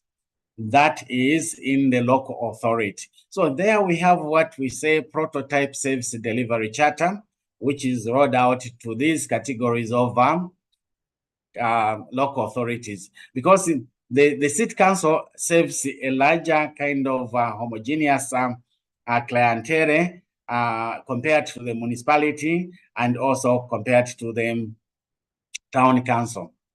So in this regard, all senior government officers, they are required to prepare what we say performance contract, and these performance contracts are tied to their annual contracts. That clearly, of course, indicates the targets to be met each year. And these targets are also emanating from the national development plans. The targets, of course, therefore enhance in terms of achievements, and also the officers themselves, they perform at the higher level because they have a contract to attend to. Otherwise, if they don't actually perform to the best of the requirements as per the national or government requirements, then their points go down. If it means promotion, you will remain at the same level. But if you perform very well, you'll be promoted as a result of the performance contract, depending on how you have fared during the course of the year. Otherwise, we could have expanded further, but this, in a nutshell, is how implementation of the African Union Charter permeates to the public service charter of the country. We end here. Thank you, sir. I submit. Thank you very much, sir. Thanks for sharing that detailed presentation with us on how you operate, which is more of an act rather than a service charter, which we appreciate. We also appreciate your message as it emphasizes the importance of collaboration and knowledge sharing amongst African countries. So identifying some of the common threads and challenges that are shared amongst countries is a crucial step in strengthening collective efforts to address them. By pooling resources and knowledges, country can operate in a more effective manner. Colleagues, questions? You're welcome to post your questions on the chat function, and thereafter we can unmute you.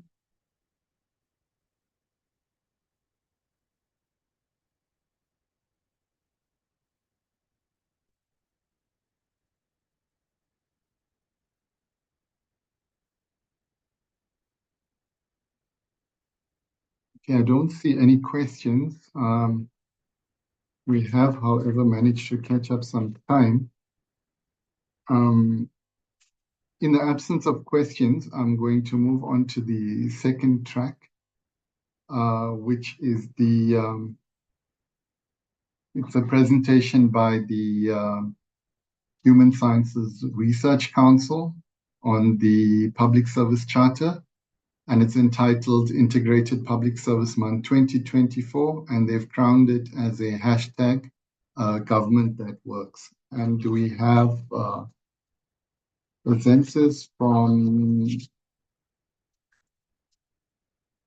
the HSRC. We've got Dr. Yul Derek Davids, who is a research director in the HSRC Developmental, Capable and Ethical State, DCES Division, and advisory member at the Department of Applied Legal Studies at the Cape Peninsula University of Technology. Together with Dr. Davids, we have Dr. Kombi Sausi, who holds a PhD in Developmental Anthropology from the University of KwaZulu-Natal. He is a research specialist at the Human Science Research Council in the Developmental, Capable and Ethical State Research Division, the same as Dr. Davids. He has more than 15 years research experience with a focus on access, Services. He is a principal investigator of synthetic analysis or synthesis analysis of the district development model. The study's primary objective is to assess the implementation of the recently introduced DDM in the 3 piloted municipalities, which is in the Limpopo, Eastern Cape, and KwaZulu-Natal provinces. Over to you, Dr. David. Thank you, Chair. Can we share the slide, please? I would like to thank everybody and particularly DPSA for this invitation. I'm going to slightly ask to go to slide 2 and then give my brief observation. The previous slide, please. My brief observations, actually, based on what we've discussed this morning. So what we've learned this morning is that we really realized that the Public Service Charter is still in its implementation phase, very in its embryonic phase. There were, according to colleagues, broad-based consultation, but what I immediately want to recommend that there needs to be more consultation, there needs to be more marketing of the Public Service Charter. I think the key issue this morning was also said that state have a crucial role to play as well as organized labor. But from the HSRC perspective, we also want to say that the community or the public at large also have a role to play when it comes to service delivery. And my colleague, Dr. Sausi, will quickly speak about, some of the things that we think how communities can actually play a role. I think key for us in terms of the Public Service Charter is the monitoring and tracking. I think this was mentioned, but we need to have a clear framework, and these framework must be workshops so that people, and particularly public servants, are fully aware and they need to know the accountability within that regard. So looking at the Public Service Charter, a great deal was said about a citizen-centric model, citizen-centric focus work. Now, what we want to do briefly in our presentation is to really look at the Batupele principles. We have available data since 2003 that we want to showcase, and particularly so that we have an understanding how the public at large feels about services that they receive from municipalities. We will also use then 2 case studies to look at water provision in the Eastern Cape and how that relates to the Public Service Charter. Now, we believe this is important because it will reinforce the commitment to service delivery improvement. We want to also make sure that we encourage the professionalization and excellence in local government. But at the same time, we also acknowledge that, when we talk about municipalities and the local government sphere, service delivery is an integrated approach. So all government departments in various sectors and at different spheres of government are playing a role in delivering services. So the next slide.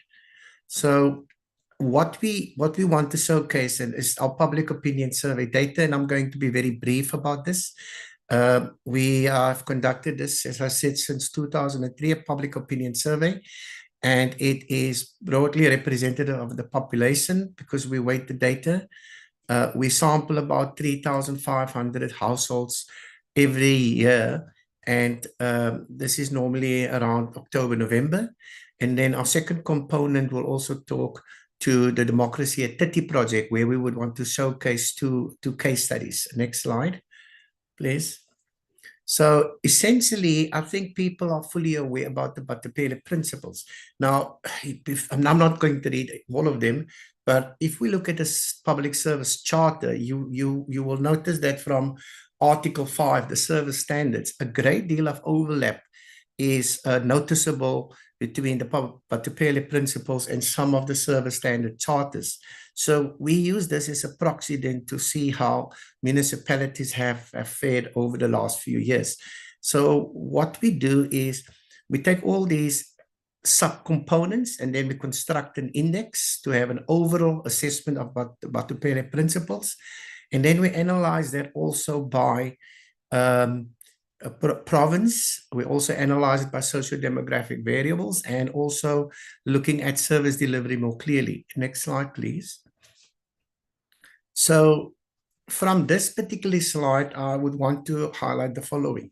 If you're looking at the Batupele principles, and maybe first to reflect on the South African average, which is about 40% there, if I'm correct. So if you're looking at the Batupele principles, sorry, just that slide, it is 40. So that 40 is out of 100. So the score of 40 indicates a relatively low score in terms of the overall assessment of how well municipalities do across all these domains. But when we break it down, you will notice that the best performer was at 44 out of 100. The municipality treats people with respect. So that's the best performer. So the situation gets more bleaker if we look at data from obviously from the 2007 till 2023. The worst performing domain is municipalities respond quickly to complaints about problems with services.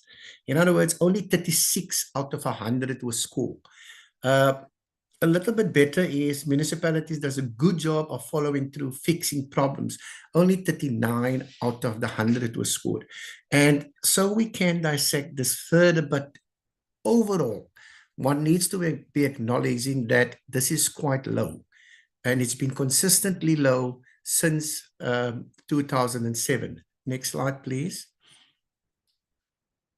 So when we break this down by province and urban-rural location, a few things is noticeable. As I indicated, the average score in South Africa is 40 out of 100. The two provinces that got a more positive review from the public at large was the Western Cape at 48 of 100 and 43 for the Gauteng. But this is still relatively low. It's below the half mark, which is 50 out of 100. Provinces that have struggled from a public perspective in terms of ratings on the Batupele principles, obviously, as you can see, is the Northwest at 35 out of 100, Eastern Cape 37, and the Northern Cape also 37. Now, we can go into more detail and then analyze this and to look for reasons, but we know there are certain factors that contribute for that. I mean, there's a lot of debate about the administrative and political interface, skills deficits, etc., in certain provinces and in certain municipalities that play a role. But this is just to give you an overview of the indices, of the index score over those provinces. But when we look further and we look at a regional geographic distribution, we've categorized it according to 3 categories, which is the urban formal, the urban informal, and the rural, which is more on your left-hand side. So maybe not surprisingly, we found that the urban areas are rated a little bit more positive as compared to the urban informal and the rural. So that's quite I don't think surprising. But 43 out of 100 in the formal areas, urban formal, indicated that the Batupele principles, they're satisfied with that overall out of 100. So looking at the next slide, a little bit more in detail about the socio-demographic variables. You will see the red line indicate the South African average, which now I've indicated is approximately 40. So if you look at that line, the scores does not really make a good picture. Even for the age differences, there's really no significant differences.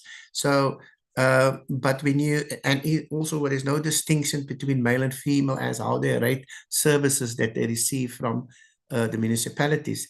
But when you're looking at the different race groups, you can clearly see that the Black African historically disadvantaged groups is at 39%, while the white counterparts and the Asian and colored are 44 and 42 out of 100. But then breaking down this by education, when we break this down by people's level of education in terms of the level of service that they gain from the municipalities, it's quite clear that those with lower levels of education are less satisfied with the Batupele principles. You can see the bars are increasing incrementally with 38 out of 100 for primary and the 46 for tertiary. So education does have an impact on people's knowledge about the Batupele principles, also the kind of service that they play. And it may be that they're more interacting with municipalities in a different way and understand the operations of municipalities. When we're looking at a breakdown by people's poverty status, and this is really people's self-rated poverty status. We ask people, would you consider yourself to be poor or just getting along or wealthy? Now, based on that, we categorized the sample and we then looked at the Batupele principles according to these categories. And you will clearly see that the less fortunate rate the Batupele principles very low. So the very poor category indicated 31 out of 100 for the overall Batupele principles. And you compare this with 50 for those who consider them wealthy and 49 that indicated they very comfortable. Now, if we go to the next slide, that's just to give you an indication the different sectors of society, how they rate the performance of municipalities. What we did in this slide was to look at ratings of the basic services.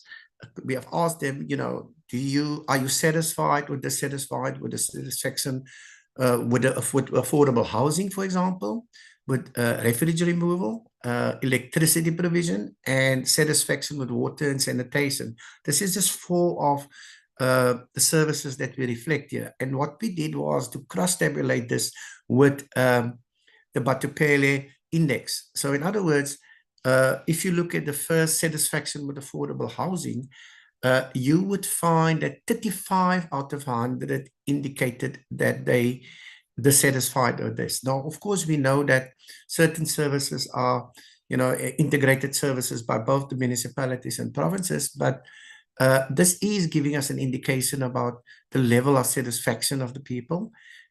Satisfaction with refuge removal, very low, 33 out of 100 said that they dissatisfied with it, as opposed to 46 who said that they were satisfied, you know, in terms of the provision of refuge removal when they look at the Batupele index scores.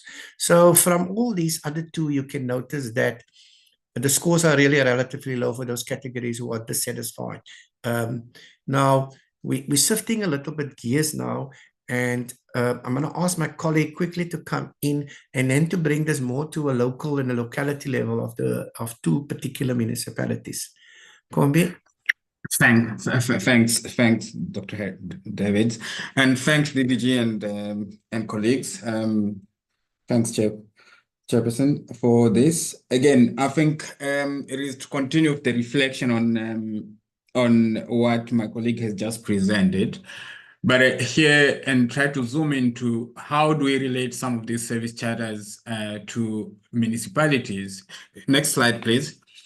I think the reflection, it is mostly then how do we reflect on this in practice? Last year when I came to this platform, it was mostly my presentation was on service standard charters, specifically looking at how do we implement the service standard within municipalities and in response to service delivery.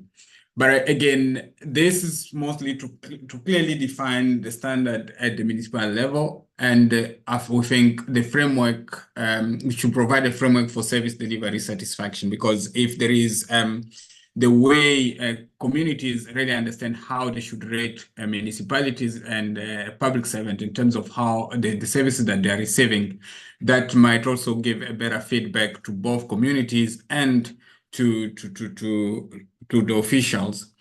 Again, there has to be a way of having dispute resolution. I think sometimes I always say that the best example of dispute resolution has been Makanda, where going through court, and I think all the communities should understand proper mechanism of dispute resolution. And how do we support municipalities in professionalizing local government? And I think that becomes, it remains, I think, a very topic that we need to discuss further and to understand what do we mean by professionalizing local government, or by professionalizing the public service itself, and get public servant to understand that at a much deeper level. Next slide, please. Then the next slide deals with a case study, because in a reflection of Democracy at 30, this year we're celebrating democracy, the 30 years of democracy. The HSRC took upon itself to say that, no, let us have a look at some communities and get to understand different issues that are in communities, successes and failures that we might have to highlight in the last 30 years of democracy. For this, looked at a community, different issues, and I'm always saying that for me, on my side, I'm always biased towards service delivery. But I looked at two communities. One, it is Kwebe and Mekas in the Eastern Cape, where in last 30 years, you will find that they're still struggling with access to your basic services, water, electricity. They still the community has one school. This community don't even have your clinic.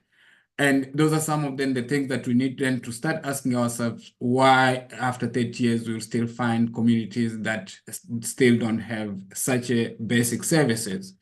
But again, in this reflection, then we need to ask ourselves that, no, how do we really, in the implementation of the district development model, how do we bring the one plan when these districts are designing their one plan to make sure that these rural communities are also getting access to these services? And I think, as my colleague presented, when you look at the 30 percentage in rural areas, they're still struggling to get access to basic services. And that begs the question, is development selective based on the locality? I think that's then what we need to ask ourselves. Next slide, please.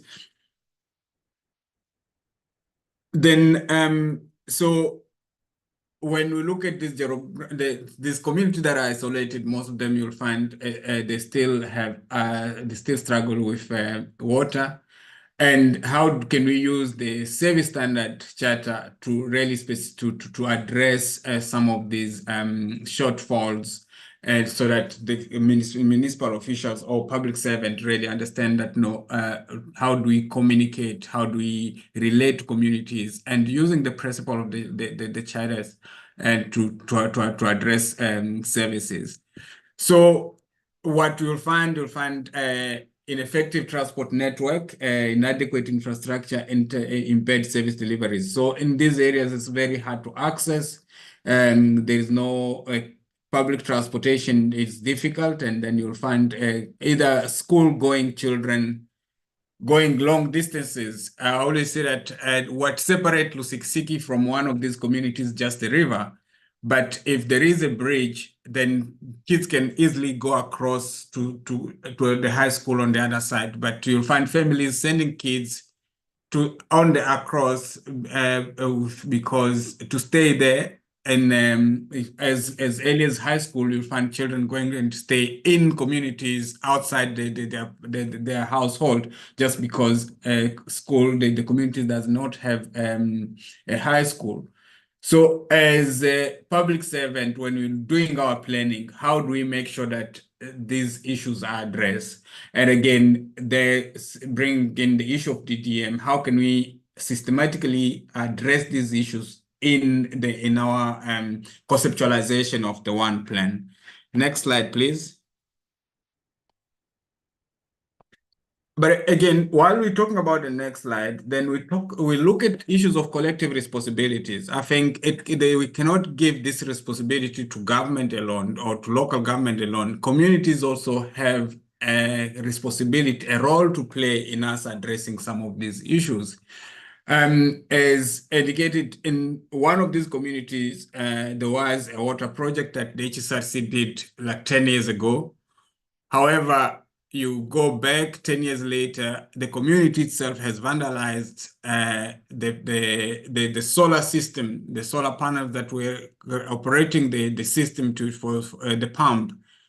And if you're in a community, if people can clearly tell you, so and so has a solar panel that they took there in their household, but that people do not have water on their taps, it will be blamed on the local municipality not coming to refurbish the system. And then you ask yourself, why is the community that people who really took properties that belong to the community and for the betterment of the community cannot take that responsibility of saying that, no, why should we do this? This system is servicing the entire community. So if I take a solar panel, then the entire community will be without water. So I think those are some of the things that we really need then to start really engaging with communities and making sure that a collective responsibility is there for them to be able to really also look after the properties or the infrastructure that the government is putting in some of these communities. And that comes with us having the charters really in that two-way communication between communities and public servant, and really looking at how we look at the issues around Batupele, the issue around the charter to meet service delivery needs. But again, next slide, please. And then my next slide, that I will talk about how this case study highlights the struggle in achieving service delivery standard, explicit not meeting the aspiration of that set forth in the service standard charter. So I think if you go to these communities, again, going back to the slide on Batupele that was talking about the communities in the rural area not being satisfied, and then the question that I raised earlier on saying that is development selective? I think that again, it brings us back to this one. If you go back to rural communities, they're still struggling and accessing services. Then what do we need to really look? We need to rectify this, and local government must embed community engagement. We think we need to engage more with communities so that we get new service delivery models that are really aligned with the charters and the principles, and to ensure that there is equitable access to services for all. Next slide, please. Then I think our next slide, then we start talking about how do we integrate local government within the entire frame of the three spheres of government. I think legislatively, we need to then look at what is it that everything, as we say, it is guided by the constitutional principle in the country. So what are the values when you look at section 195, the value and principle of public administrations that are entrenched within the constitution?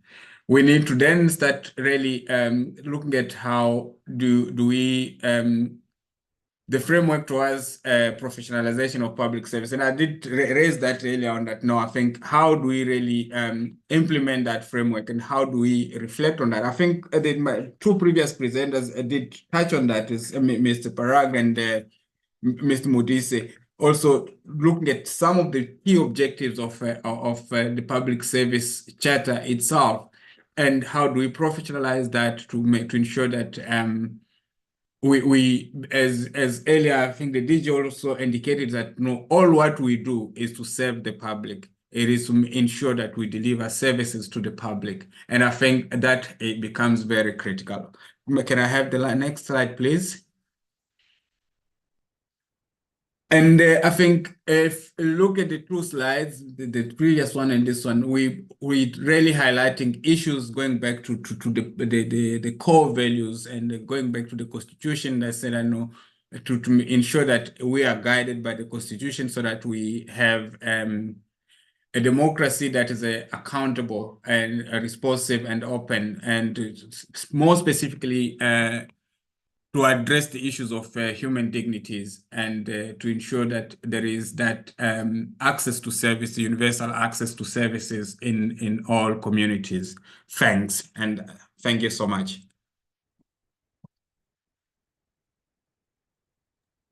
Thank you very much, Dr. Kombi, Dr. David, for sharing your experiences from a municipal perspective. I think if we really drill down into municipalities, there's a lot that we can take away and learn from each other from this experience. Coming through strongly is once again dual responsibilities, where you have equal state and labor buy-ins for these processes in order for them to materialize and for them to operate effectively. My opinion, the average BPI domain scores are not too bad given the public perception of municipalities. It would be really interesting to look at your sample population to see that if it's been equally applied to overall income groups and not, for example, benefiting affluent people who give better scores because they obviously have better service delivery. So we can actually look at that. So colleagues, we still have our Zambian counterpart online.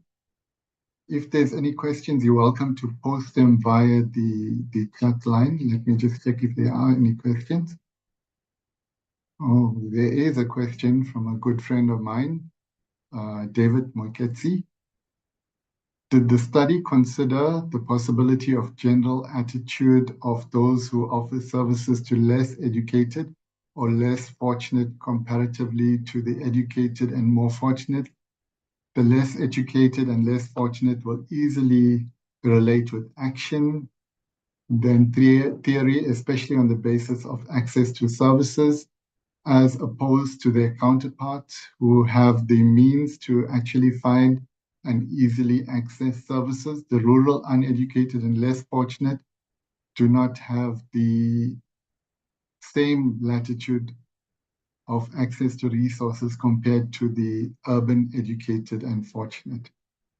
I see my friend David and I are thinking across the same lines. So it's a similar question framed in a different way.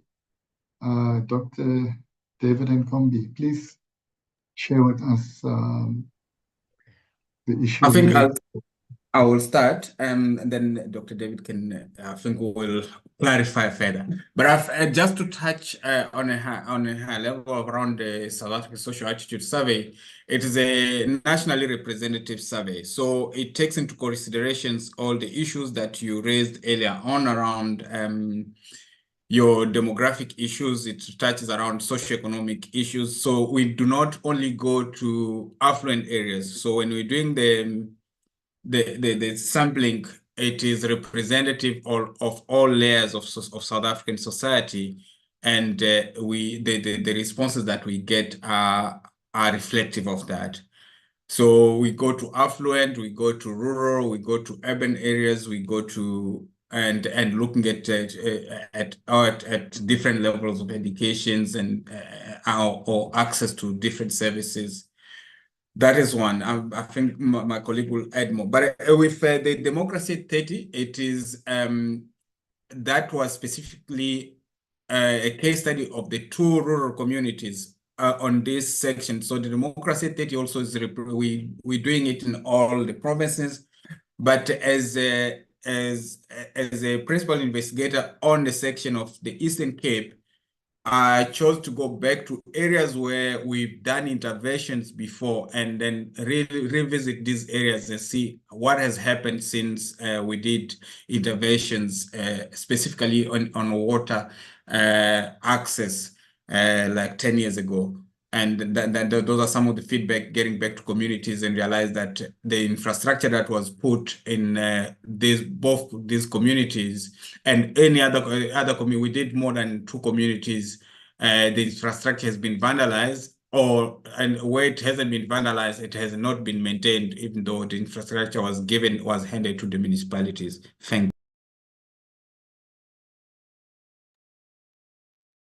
Thank you, Dr. David. You can unmute yourself.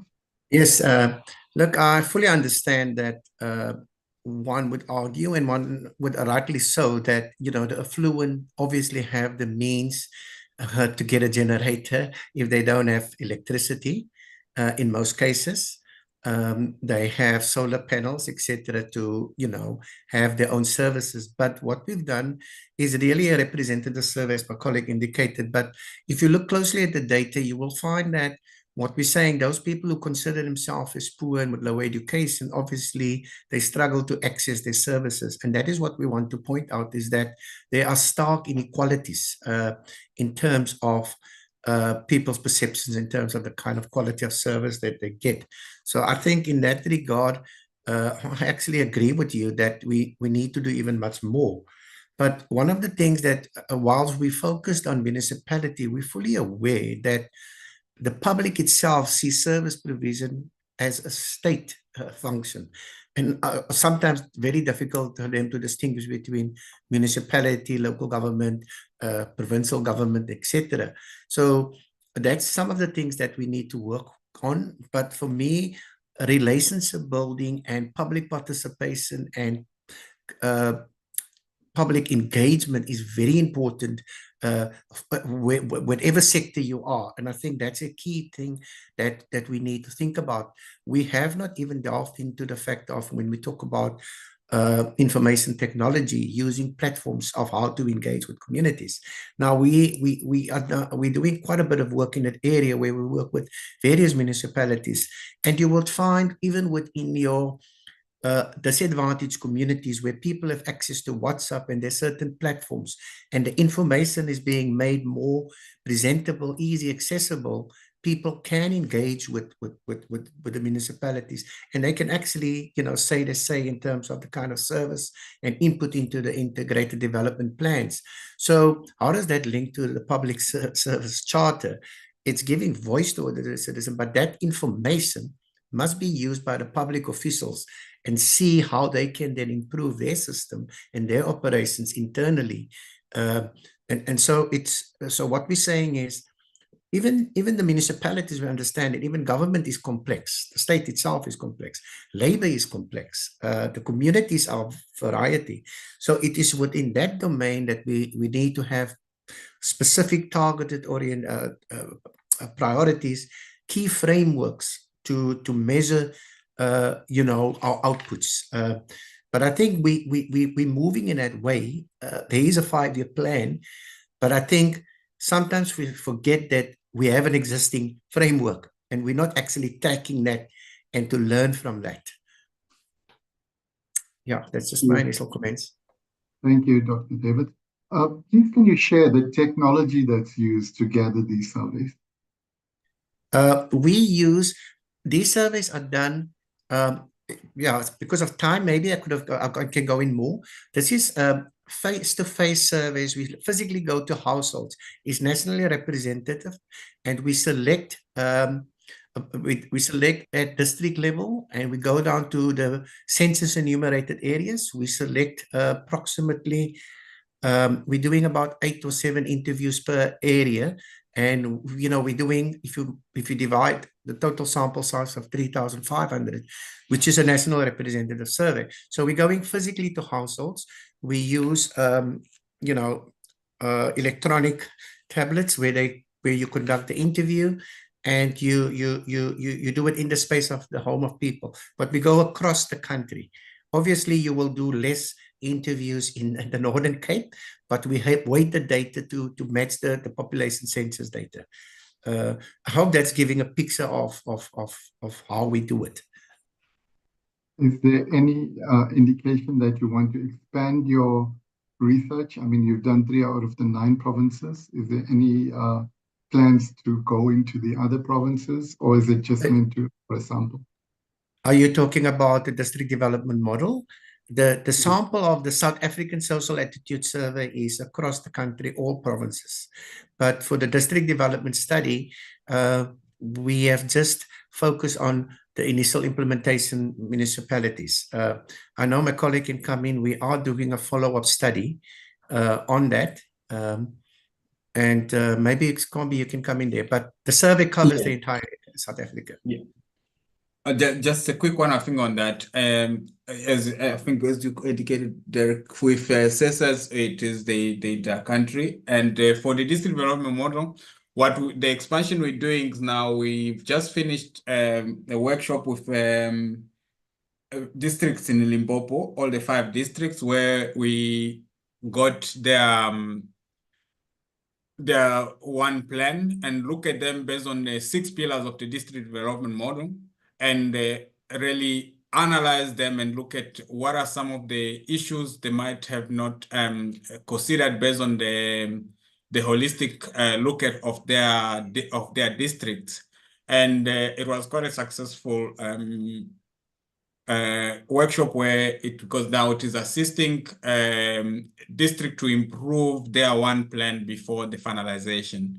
So, and the idea is, if funding allows, it is to do that in all the provinces where we look at the one plans and reassess them, and then we workshop districts as to how to improve their plan. Their plan. Thank you.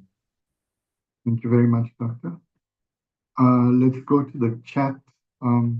There's a question from Salome Perumal. Not sure who was brought into the Batupile principles. Sorry, not sure who has bought into the Batupile principles and how you monitor adherence to such principles. I note your report concerns the municipalities. What do the stats show for national departments? Also, what does pooled mean, as the public sector landscape has changed since 2007? Show examples the last 3 years, or compare perhaps different administration periods or same criteria which would indicate some relevancy of the results for your intervention. This is not a focus at my department, neither are there any initiatives on Batupele, and a sad emoji. So there's two aspects. The first one relates to the national department. I think DPSA would be in a better position to provide some feedback on that. How do you implement or monitor progress on a national level? Can I answer the question on the pooled data, which Yes. is on slide, I think, number 5. What we mean there is we pooled the data for each year together. In other words, for 2007 up to 2023, we have combined that data for each year, for each of the Batupele principles. So we added it and found an average score. And then that average score was then also used to construct. So we all construct a index. So basically what the index is all the subdomains is in there with the average score. But in a simple term, it's a combination of a sum of the opinions across these years. Now, of course, we're talking about the broader public and their perception of municipalities. We really haven't asked about the national government and other government departments, for example. Yeah. What I would say in addition to that is, looking at the Public Service Charter, one will have to think about, while we talk about public opinion data, we will also have to talk about an assessment of the public officials with regards to the Batupele principle, with regards to the Public Service Charter, to have a better understanding of their understanding and how that can inform training so that can be implemented more effectively. Thanks, Dr. David. The next question is, show example last 3 years or compare perhaps different administration periods or criteria which would indicate some relevancy of the results of your investigation. Is it something that you would have? I mean, we do detailed analysis because, I mean, each of these analyses needs to be compared with various administrations, which is rightly so. I mean, there are other key issues to look at, you know, for example, in 2008, 2009, if you're looking at the economic meltdown. So obviously opinions vary at certain stages. There's other factors impacting on the opinions. So that's always taken into consideration. We have done some analysis in that regard, where you could see that certain administrations was more favorably evaluated, and that impacted on people's perceptions. But you need to do very high-level statistical modeling to drill down the impact of those effects. Yeah. Thank you very much. It's not focused at my department, neither are there any initiatives on Batupile. We did mention that the DPSA has developed a Batupile revitalization strategy. So that will come into effect, Salome, from down the line. I'm sure the DPSA would keep you updated on that. Not really in a position to answer on behalf of the DPSA, but they have indicated that there is an indication to revitalize the strategy and get that ball rolling. All right, colleagues, are there any other questions? Thank you very much. Salome is satisfied with the answers.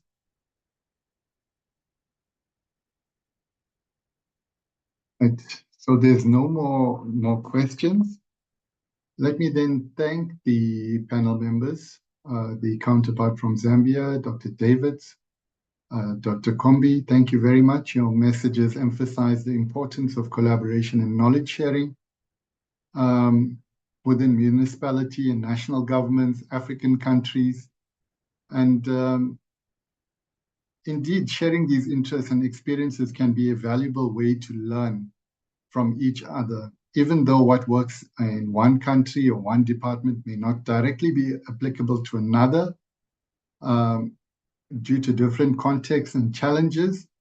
But however, identifying common threads and challenges that are shared amongst countries and institutions is a crucial step in strengthening collective efforts to address them. By pooling these resources and knowledge, we can find out more effective solutions to shared problems. So taking the lessons learned from the sessions, let us use it to foster a culture of continuous learning and adaptation, which is essential for progress. Thank you very much to the panel members for your participation and contributions. Your collaboration and knowledge exchange are vital for the growth and development of our nation. So colleagues, please, I urge you, let's not only during Public Service Month speak about these issues. It's a continuous way of getting quality service delivery to our citizens. So we need to continuously engage and always remember the Service Charter. And I think the DPSA really reiterated the importance of the Service Charter, going back to the chambers and it being a standard item on the Chamber's agenda so that we can drive the agenda of the Service Charter strongly. So I thank you. That's it for the second session. I'll hand you over to the Program Director. Program Director, are you there?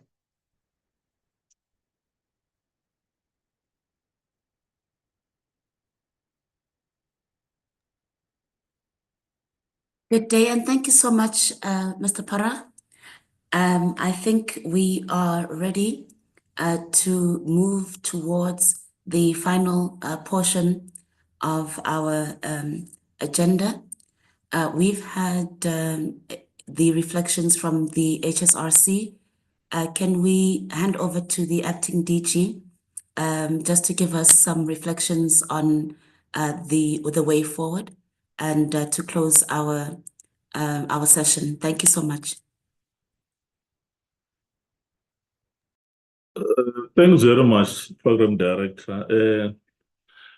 Closing remarks will be done by my colleague, but let me take this opportunity because given to me, just spend a minute or so to make some reflection. I really appreciate all the presenters and the lessons learned. What makes me interesting is that I look at the Zambia presentation, how they domesticated the protocol of the AU through the piece of legislation. That is very important. I think we may want to go that way in South Africa to ensure that when domesticate issues of this nature, we ensure that we infuse within the mandate of legislation in that regard. So that's very important. Secondly, I really want to make one observation on the HRC Human Services Council presentation. I think it does assist in terms of dealing with the issue of citizen engagement.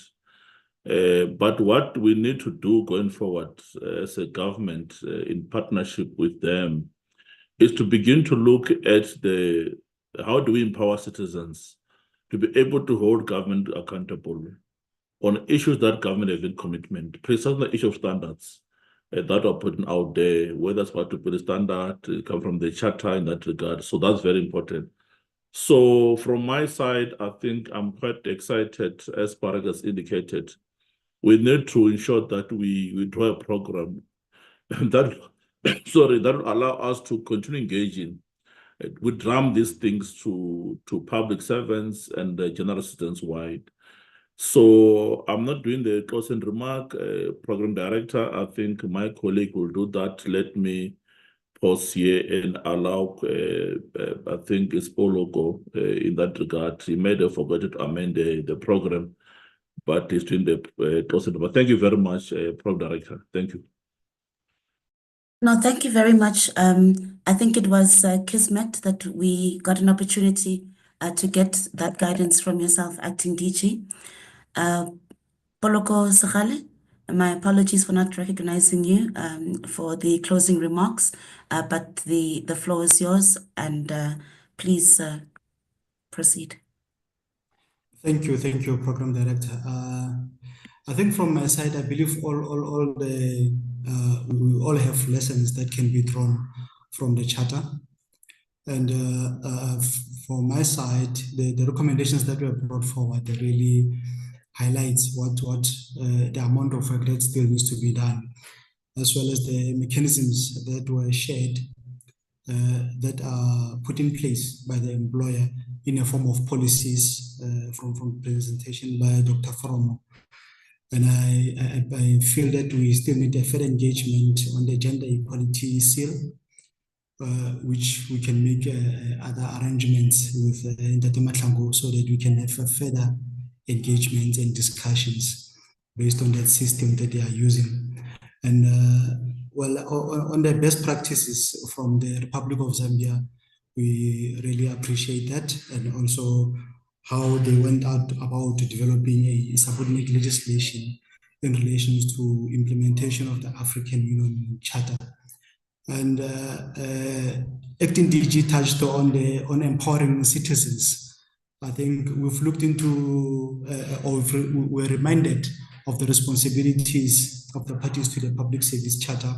I think citizens or service recipients also needs to be reminded of their responsibilities, taken from the presentation from the HSRC that there's some elements of vandalism that they spoke about, which it's also disappointing.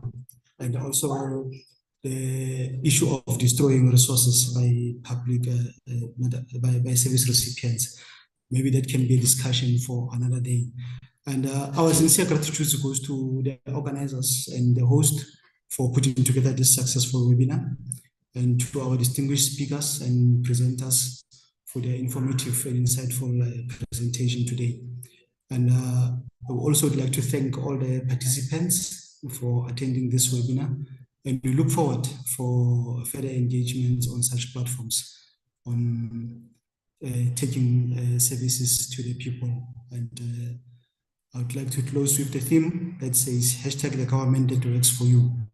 Thanks, Program Director, and thanks to everyone. Very much, Poloko, and thanks once more to the Acting DG, the team, to everybody who came to join us from the continent, colleagues from Zambia, those even who struggled through connection challenges, but showed their solidarity and their commitment to government and a state that works to develop all of Africa and each of our countries as we drive towards Agenda 2063. I do not want to spoil the ending that Poloko and Acting DG have set us on. So mine is just once more to thank you for your time, and to thank even those who thanked us, Poloko, as well as those who had convened us here. A big thank you goes to Acting DG, your team, Maroti in particular, and Kulsum, who have been herding cats for the past few months, but cats who are very, very committed to this shared imperative. A government that works is a government that will be able to deliver on what our people most need, most require, and what they've communicated in the electoral mandate. So let us make commitment to both tangible changes in their lives, but what will actually enable us to deliver on those changes. That is it from our side. Colleagues, please go forth, share the message in your departments, in your constituencies, in your organizations, that we are ready for collaboration.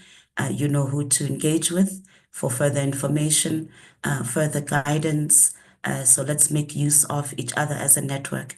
Thank you once more to the DPSA and to everybody who has made time today to show real commitment to making this government work for us and for everybody in South Africa. Have a good day further.